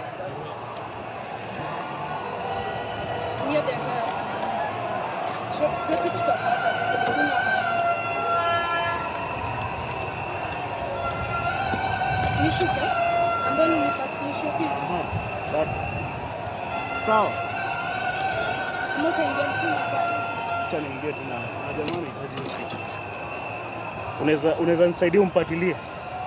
Sasa ndio ule pale kwa I came, I saw, I conquered. Raila Odinga came to Kenya, he saw and he conquered. And for that reason, he shall live in immortality. Rest in peace, Raila Odinga. We forever cherish you. May your soul rest in peace. Thank you. Thank you, Timothy. Honorable members, as I give the next member, tomorrow morning, leadership has decided that as many of you come to Parliament at 7, we'll have a short prayer of our houses of Parliament. Thereafter, I will provide buses to take you to Nyayo Stadium. Those of you who want to risk driving your cars there with the massive crowds, you are free to do so. Those who would want to get onto the buses and we go collectively and leave your cars in parkings here and be dropped back after the service can do so. The choice is yours. But be here at 7. I'll be here by 6:30 so that we have a short prayer before we go to Nyayo Stadium. Parashina. Okay, thank you, Mr. Speaker. Honorable Speaker, yesterday, the entire country awake to the painful news that has shaken the hearts of everyone, from the mountains to the coast, and from the lake to the desert, of the passing of our elder, a leader, a liberator, our statesman, Right Honorable Raila Amolo Odinga. Mr. Speaker, it's good to recall that the country has not just lost a leader, but a symbol of courage. A man whom his name will be written in the golden space of our history. Raila Amolo Odinga was not just a politician, but a movement. Today, it has been demonstrated by the crowd from Jkia and even outside the parliament that the Raila Amolo was a movement in this republic. And as we mourn as a country, let us remember what Raila Amolo Odinga fought for this nation, democracy. And he has shown that democracy cannot be gotten freely. He fought. This is a man who went through detention without trial. A man during his political time, he went through prosecution, he went through exile, he suffered for this great nation. The dark days of... For the record, Raila Amolo Odinga was never exiled. For the record. Okay. We must be factual. Okay. I stand corrected, Mr. Speaker. So, Mr. Speaker, it's good to remember those challenges that Right Honorable Odinga went through. We need to understand also, he bore the weight of our struggle on his shoulders. He wanted this country to be better. And I can confirm that today we are enjoying freedom. We are enjoying the freedom, the space of freedom. And we are seeing a lot of justice in this country because of what he has done for this great nation. He has taught us leadership. It's not about holding spaces of offices, but leadership is holding hope for your people and your country. He has also shown us politics is not a platform of making or creating hatred, but politics is a platform of, it's a platform of healing. It's not a platform of building bridges, but also a platform of reconciliation. And reconciliation is not a sign of weakness, but a sign of wisdom. Mr. Speaker, as we celebrate his life, we remember his legacy of multi-party democracy. From 1992, 1990, up to even 2008 and the rest, everyone understands the space that Honorable Raila Amolo Odinga played in this country. The other one is the new Constitution 2010. The new Constitution created the devolved system of government. Through his hard work of the Constitution that he established and fought for, today we do have county governments, and we recall this slogan that power and resources to be channeled to the grassroots. We all enjoy that power and resources within our counties. As a man nation, we need to recognize Raila was not only a national political leader, but also he was a fighter for the man nation. Starting from the land, the colonial land issues, the issues of land injustice. As a man nation, we can see every election we voted for him. He was our hero, and on behalf of the people of Kajiado South, Kajiado County, allow me to convey my condolences to Mama Aida and the Raila family by saying, Pole sana, rest well, Baba. Kenya will never forget about you. Asante sana. Osoro. Thank you very much, Honorable Speaker. Honorable Speaker, I am just about 4 decades in this world, but the experience I've had with Right Honorable Raila Odinga can have me write over 50 or 100 pages just about him, Honorable Speaker.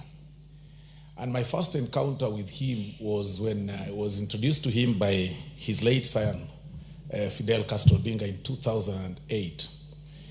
And we would later reconnect about 4 years later, that was about 2012, when I was go here, come here man for the Honorable John Mbadi, without a dream of ever becoming a politician. And it's actually at that point that Rt.Hon Raila Odinga identified me, and I then joined the Youth League of the Orange Democratic Movement, then under the leadership of Rashid, who we later hosted.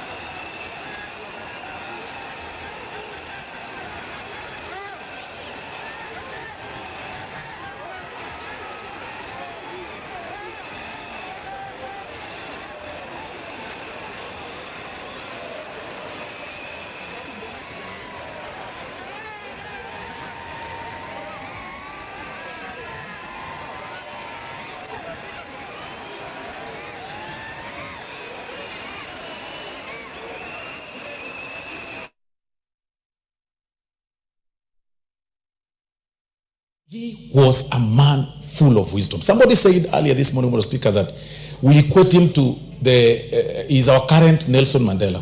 But I also want to add, Mr. Speaker, that he carried all the attributes of the great men that this world has ever had. Not just Nelson Mandela. There is Mahatma Gandhi, Honorable Speaker. There is the late Sankara, Honorable Speaker. There is Martin Luther King. All those attributes that we admire in those great leadership, Honorable Speaker, befell or were bestowed on one man. And you would be surprised how one man is blessed. Blessed with a political acumen that is unmatched in this world. How can your list of great men in Africa forget Nyerere and Nkrumah? I am well guided, Honorable Speaker. Yes. I'll carefully evade Nkrumah part, but I'll applaud Nyerere, Honorable Speaker, for a discussion that I'll have with you in some other forum when out of what I have read about him, Honorable Speaker. But how can one man be such blessed? Political acumen, you'll actually think he's a spirit. You will see a person with a mass following, loved freely, Honorable Speaker. But even above that, still able to keep his family together. For me, Honorable Speaker, today what I've seen is more, motivating. That amidst the political, terrains that happens in this country, Honorable Speaker, Right Honorable Prime Minister still kept his family together, his children together, went through school, and they are all able to maneuver around the terrains of this country, Honorable Speaker. That he even passed on, not very far away from the daughter, Winnie Odinga. So that's something that we really need to learn about. That when you continue moving around these murky games of politics, that we should not forget about our families. We should not run away from our families. We keep them together, because at the end of it all, when during your sunset years, that very person that will be next to you is your blood. And that is what we've learned today, Honorable Speaker, in the entire story about Rt.Hon Raila Odinga. Finally, Honorable Speaker, we really had to do so much for him, but we couldn't, as a people and as a nation, even appreciate him much. And even as he rests, I beg of him that may he find a soft place to land on, Honorable Speaker, to sleep, to lay his head on behalf of this country, because I don't really think that this country gave him the best that we ought to have given him, but may his soul rest in eternal peace. Thank you very much, Honorable Speaker. Majority Leader, and like everybody else, you have 10 minutes. Thank you, Honorable Speaker, and allow me, Honorable Speaker, to take this opportunity to now convey my very sincere condolences to the Odingas, right from Mama Ida Odinga and her children, and the extended Odinga family, Honorable Speaker. Honorable Speaker, I was privileged and indeed honored to have been part of the delegation that went to repatriate the body of our departed hero. And it has been indeed a great honor to accord him that last respect.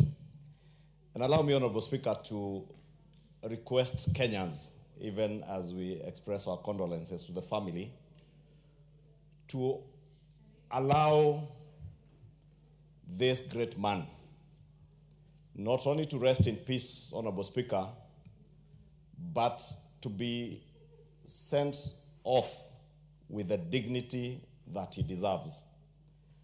We have seen the outpouring of multitudes in the streets, right from the airport to Kasarani Stadium, and I want to speak to them, Honorable Speaker, and ask them to please accord the family and Baba the dignity and honor that he deserves. And even as we mourn him, and I know the outpouring of love that we have seen is understandable, but I would also request them, Honorable Speaker, to also allow a few protocols to be observed, and especially those around the family. Honorable Speaker, allow me to say that I came to know the late Raila Odinga back in 2013 when I joined this House.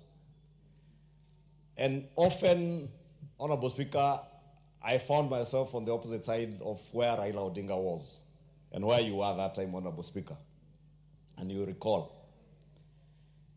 And my maiden speech in this House, Honorable Speaker, as a new member of Parliament, was one where I described Raila Odinga as an old man who was away in London then. And we had a very heavy altercation here with the then member for Nyando. But that defined my entry into national politics, Honorable Speaker. And I later came to meet the former Prime Minister Raila Odinga through his brother, the Honorable Oburu Odinga, who remains my very good friend and whom we served together in the Public Investments Committee when I served as his vice chair in my first term.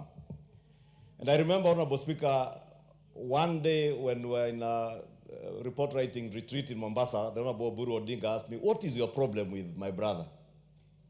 And I told Oburu, "I have no problem with your brother, but I have to do what I am doing for my politics." 3 weeks after that, the elder brother Oburu introduced me to Baba. And my first meeting with Baba, he called me my son. And he told me, "I saw what you said of me in Parliament, but keep up." And that is a man that Raila Odinga was, a man who encouraged younger leadership to be the best that they could be. And he has nurtured many, many leaders, Honorable Speaker, who are in this House and even outside of this House, Honorable Speaker, from governors, ministers, members of Parliament, and even presidents around Africa, Honorable Speaker. You know Raila Odinga is a man who was a firm Pan-Africanist, somebody who firmly believed in a stronger and united Africa. Honorable Speaker, Raila Odinga also came across to me as a man who used reconciliation and dialogue as his tools of leadership. And many people never understood that Raila Odinga understood that in leadership, you will always have disagreements, but disagreements must never define leadership. That leadership must be about reconciliation and dialogue. And I had the rare privilege, Honorable Speaker, 3 years ago, when sadly Baba was sick, again to reach out to him in Nairobi Hospital and speak to him about a call to dialogue. And later when he met with President William Ruto, the National Dialogue Committee was birthed. I remember the long nights we spent with Raila Odinga, President William Ruto, Junet Mohammed, former governor for Mombasa, Joho, and a few other people in Mombasa, up to about 3:30 a.m. in the morning. And the resilience that Baba showed to me that night, that he would spend hours in the interest of bringing Kenya together. That is why, Honorable Speaker, I say, for me, his leadership was defined by reconciliation and dialogue.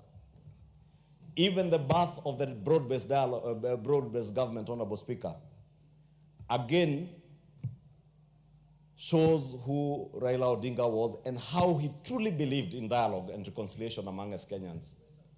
And he has left us at a time that we not only had a broad-based government, but a time that he was trying to bring everybody to the table to dialogue and do what was best for our country, Honorable Speaker. Honorable Speaker, I had a short moment yesterday when I spoke here, and you must forgive me because when I remembered my conversation with Raila Odinga on the 14th of September, when my dad passed away and he called me, it evoked memories of what he had said to me, because on the 1st of June, we met again in Homa Bay. And as we were having a cup of tea, we had a discussion about the number of teaspoons I was putting in my teacup. And I told him my dad would have like 4 teaspoons, and he wasn't taking sugar himself. And we had that discussion. And he happened to ask me, how old is your dad? I told him 105. And he told me, no way. And we had a discussion and agreed that later he would pay him a visit, only that he had to call me on the 14th of September last month when I lost my dad. Not only to condole with me, but tell me I owe your family a visit because I am unwell, I'll not be able to visit, but I owe your family a visit. Therefore, Honorable Speaker, it was heavy on me yesterday. And it was a good thing, Honorable Speaker, that I was honored to represent this House and Parliament as an institution to go and repatriate his body from India. And the honor that the Indian government has given to our statesman is something that we thank the Indian government for, and the Kenyan government also for all the support that they have accorded to the family to give this great man a good send-off. Honorable Speaker, Raila Odinga, as I said, believed in dialogue and reconciliation. The best gift that we can give to this great man is to keep that reconciliation kicking, is to make sure that we continue to dialogue even when we have disagreements, Honorable Speaker. Honorable Speaker, we owe it to him, just as I'm saying that the millions of Kenyans who are celebrating his life today, tomorrow, and up to Sunday, owe it to him that we do so peacefully. As I have seen them, they are very peaceful with their twigs, but also to be a bit more orderly so that we also allow the protocols and give the time to the family to mourn their father. And I say this, Honorable Speaker, from a very personal point, because I flew back with Winnie and our sister Ruth Odinga. And I've seen how devastated Mama Ida is. And up to this moment, that family has not been able to view the body of their father and the husband to Mama Ida. I plead with Kenyans, please, let us allow that family to send off their dad, our father, the Baba of our nation, with the dignity and honor that this great man, this great son of Africa, the great Pan-Africanist, the great reconciliator, and the great believer in dialogue deserves. He deserves nothing better than the outpouring of love that we have seen. But we must also do it in a dignified way, Honorable Speaker, and that's why I want to use the floor of this House to truly plead with Kenyans.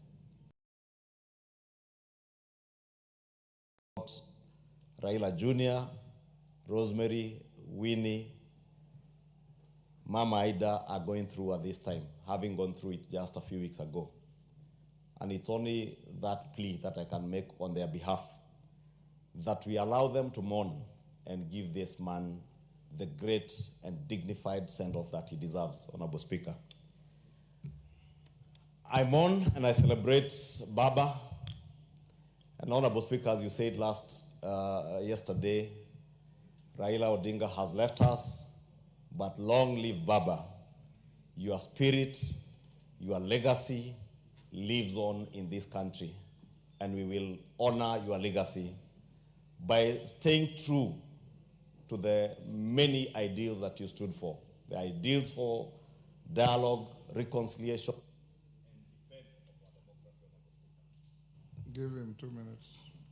Thank you, Honorable Speaker. Just to conclude that, Honorable Speaker, I was saying the ideals and belief in democracy and defense of our democracy, the belief in reconciliation and dialogue, and more importantly, Honorable Speaker, having a strong and united country, because Raila Odinga truly believed in a united, prosperous Kenya, where we all had a shared prosperity, Honorable Speaker. Raila Odinga loved this country. He truly loved Kenya. For Raila to step down from his high position at times, to be able to dialogue with those that he was competing with, for me marked a great show of love for this country. And for that, I honor him, and we will live to remember this great man. Let us celebrate his life, even as we mourn his passing on. And may God, the Almighty, rest his soul in eternal peace and give comfort to Mama Ida, Rosemary, Winnie, and Junior, the family led by our Senator brother Oburu, Senator Oburu, Ruth Odinga, who is our colleague here, and the entire extended Odinga, Jaramogi Odinga family and their clan. And as we send him off, Honorable Speaker, may we pray that God will comfort them and give them the consolation that only the Almighty God can give them, because there is nothing that we could say here or will be said in the next few days that will make them feel any better. But God Almighty will give them that consolation and peace that transcends human understanding. Thank you, Honorable Speaker, and may the Lord rest his soul in eternal peace. Karoli Omondi. Thank you very much, Right Honorable Speaker, for this opportunity to mourn the Right Honorable Raila Amolo Odinga. I learned with great sadness and profound shock of the demise of the Right Honorable Raila Amolo Odinga, a man I served over 30 years. I served for more than 30 years in various capacities, as his friend, sometimes as his youth winger, sometimes as his lawyer, sometimes as his political strategist, and ultimately as his chief of staff. No words can ease the pain of those dearest and closest to him. His wife, Nyargem, his daughters, Akeo and Chogo, his son, Junior, and the grandchildren, and his brothers and sisters, and the wider Jaramogi and Odima families, and the support team around him, led by Opondo. To them I say, please accept my sincerest condolences and heartfelt sympathies. It has been my honor and privilege to work with Wodnyalego and all of you. I will always cherish the wonderful memories that we built with him and uphold the lessons learned. In mourning this great man, I will borrow the words of two great poets, which words I believe encapsulates the life of Howard Gakinyi. That is Rudyard Kipling and Alfred Lord Tennyson. Nyakwarodima could keep his head when all about him were losing theirs and blaming it on him. Agwambo could wait and not be tired of waiting. Tinga could meet triumph and disaster and treat those two imposters just the same. Osiepokach Chuor Monbondo would walk with the crowds and not lose his common touch or his virtue, be with the kings and still be a man. I am part of all that I've met. Death closes all, but sometimes ere the end,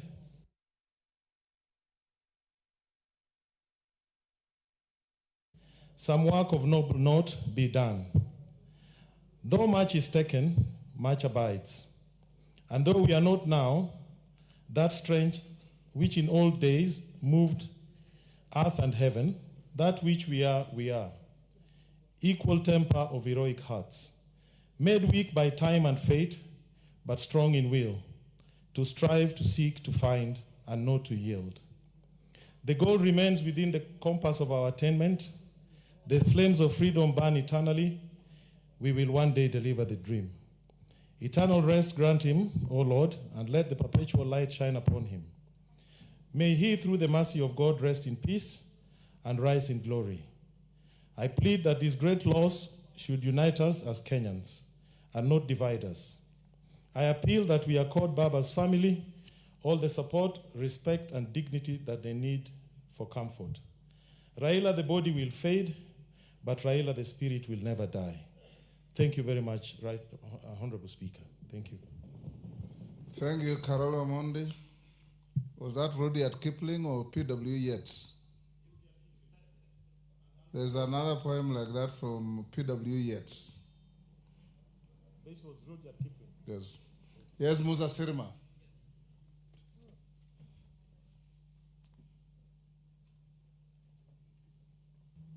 Thank you, Mr. Speaker, for giving me the opportunity to pay tribute to my good friend, a man of his word, a man who stood very strongly for Kenya. Mr. Speaker, I wish to say or pass my condolences to the family, Ida, Rosemary, Junior, and Winnie, and also to the brothers and sisters of Raila. Raila has been a good friend. Raila has walked with me the journey of politics, has worked with me in all spheres in terms of the liberation of this country. Mr. Speaker, I would describe Raila as the father of all the reforms. He was the father of all those, and he suffered on behalf of all Kenyans to achieve what we have now, and especially on the two chapters of the Constitution, the Bill of Rights and Devolution. Mr. Speaker, these were in the heart of Raila, and he really believed in the Bill of Rights because he had gone through serious sufferings before.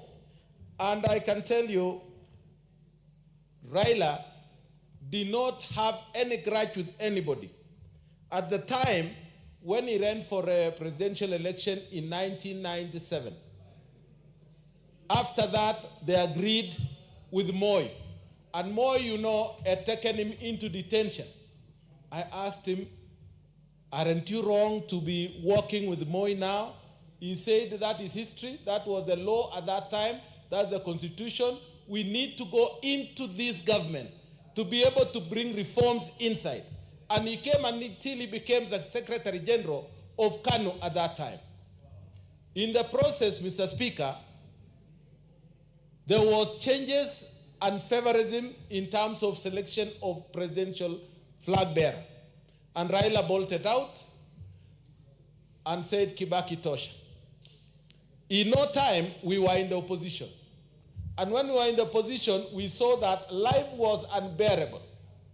And the only way was to bring Raila into our team so that we fight together. And at that time, he was the Minister for Roads. Mr. Speaker, Raila sacrificed. We went into the 2005 constitutional amendment and the referendum. We defeated government. And all what happened is that he was removed out of his docket, but all the same, we decided to support Raila, and Raila became president of Kenya, even if they didn't pronounce him president, but the thieves themselves know that he was the president of Kenya. They stole his win, and all the same, we soldiered on. Mr. Speaker, Raila was a person who does not keep grudges in his heart. He would forgive even those who torment him, but finally come up a successful person and shame even those who have tormented him. I want to say that as we were moving all along, Raila never forgot that there was somebody called Musa Sirma elsewhere, But every time he was in Nakuru, he would always take lunch in my house. We would enjoy the good relationship we had. And Mr. Speaker, we continuously did that. I remember even the great times when there was conflict in the 2007 general election. Before the handshake, Raila was in my house, and I took him to the airport, and he flew, and in 2 hours, the handshake was on. We were there because we wanted him not to be harmed by anybody. I was a great friend, and he trusted me. Mr. Speaker, I want to say those who have worked with Raila will come or believe what I'm saying. He is a person who is down to earth and loves everybody, no matter how bad you mistreat him. He was a great man. Never will Kenya have a great man like this, because he stood for justice, he stood for the welfare of Kenyans, and he suffered on behalf of Kenyans. Thank you, Mr. Speaker.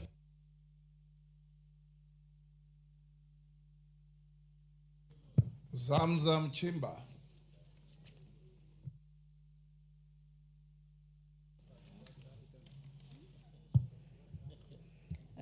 Honorable Speaker, this is my tribute to the enigma, the son of the soil, Right Honorable Raila Amolo Odinga. He was a powerful man, and a powerful man has just rested. A lion has returned to the mountain. The storm has stilled, but the thunder of his footstep will echo for generations. The sun rose heavy with sorrow. The skies paused in reverence, and the land sweep. Not just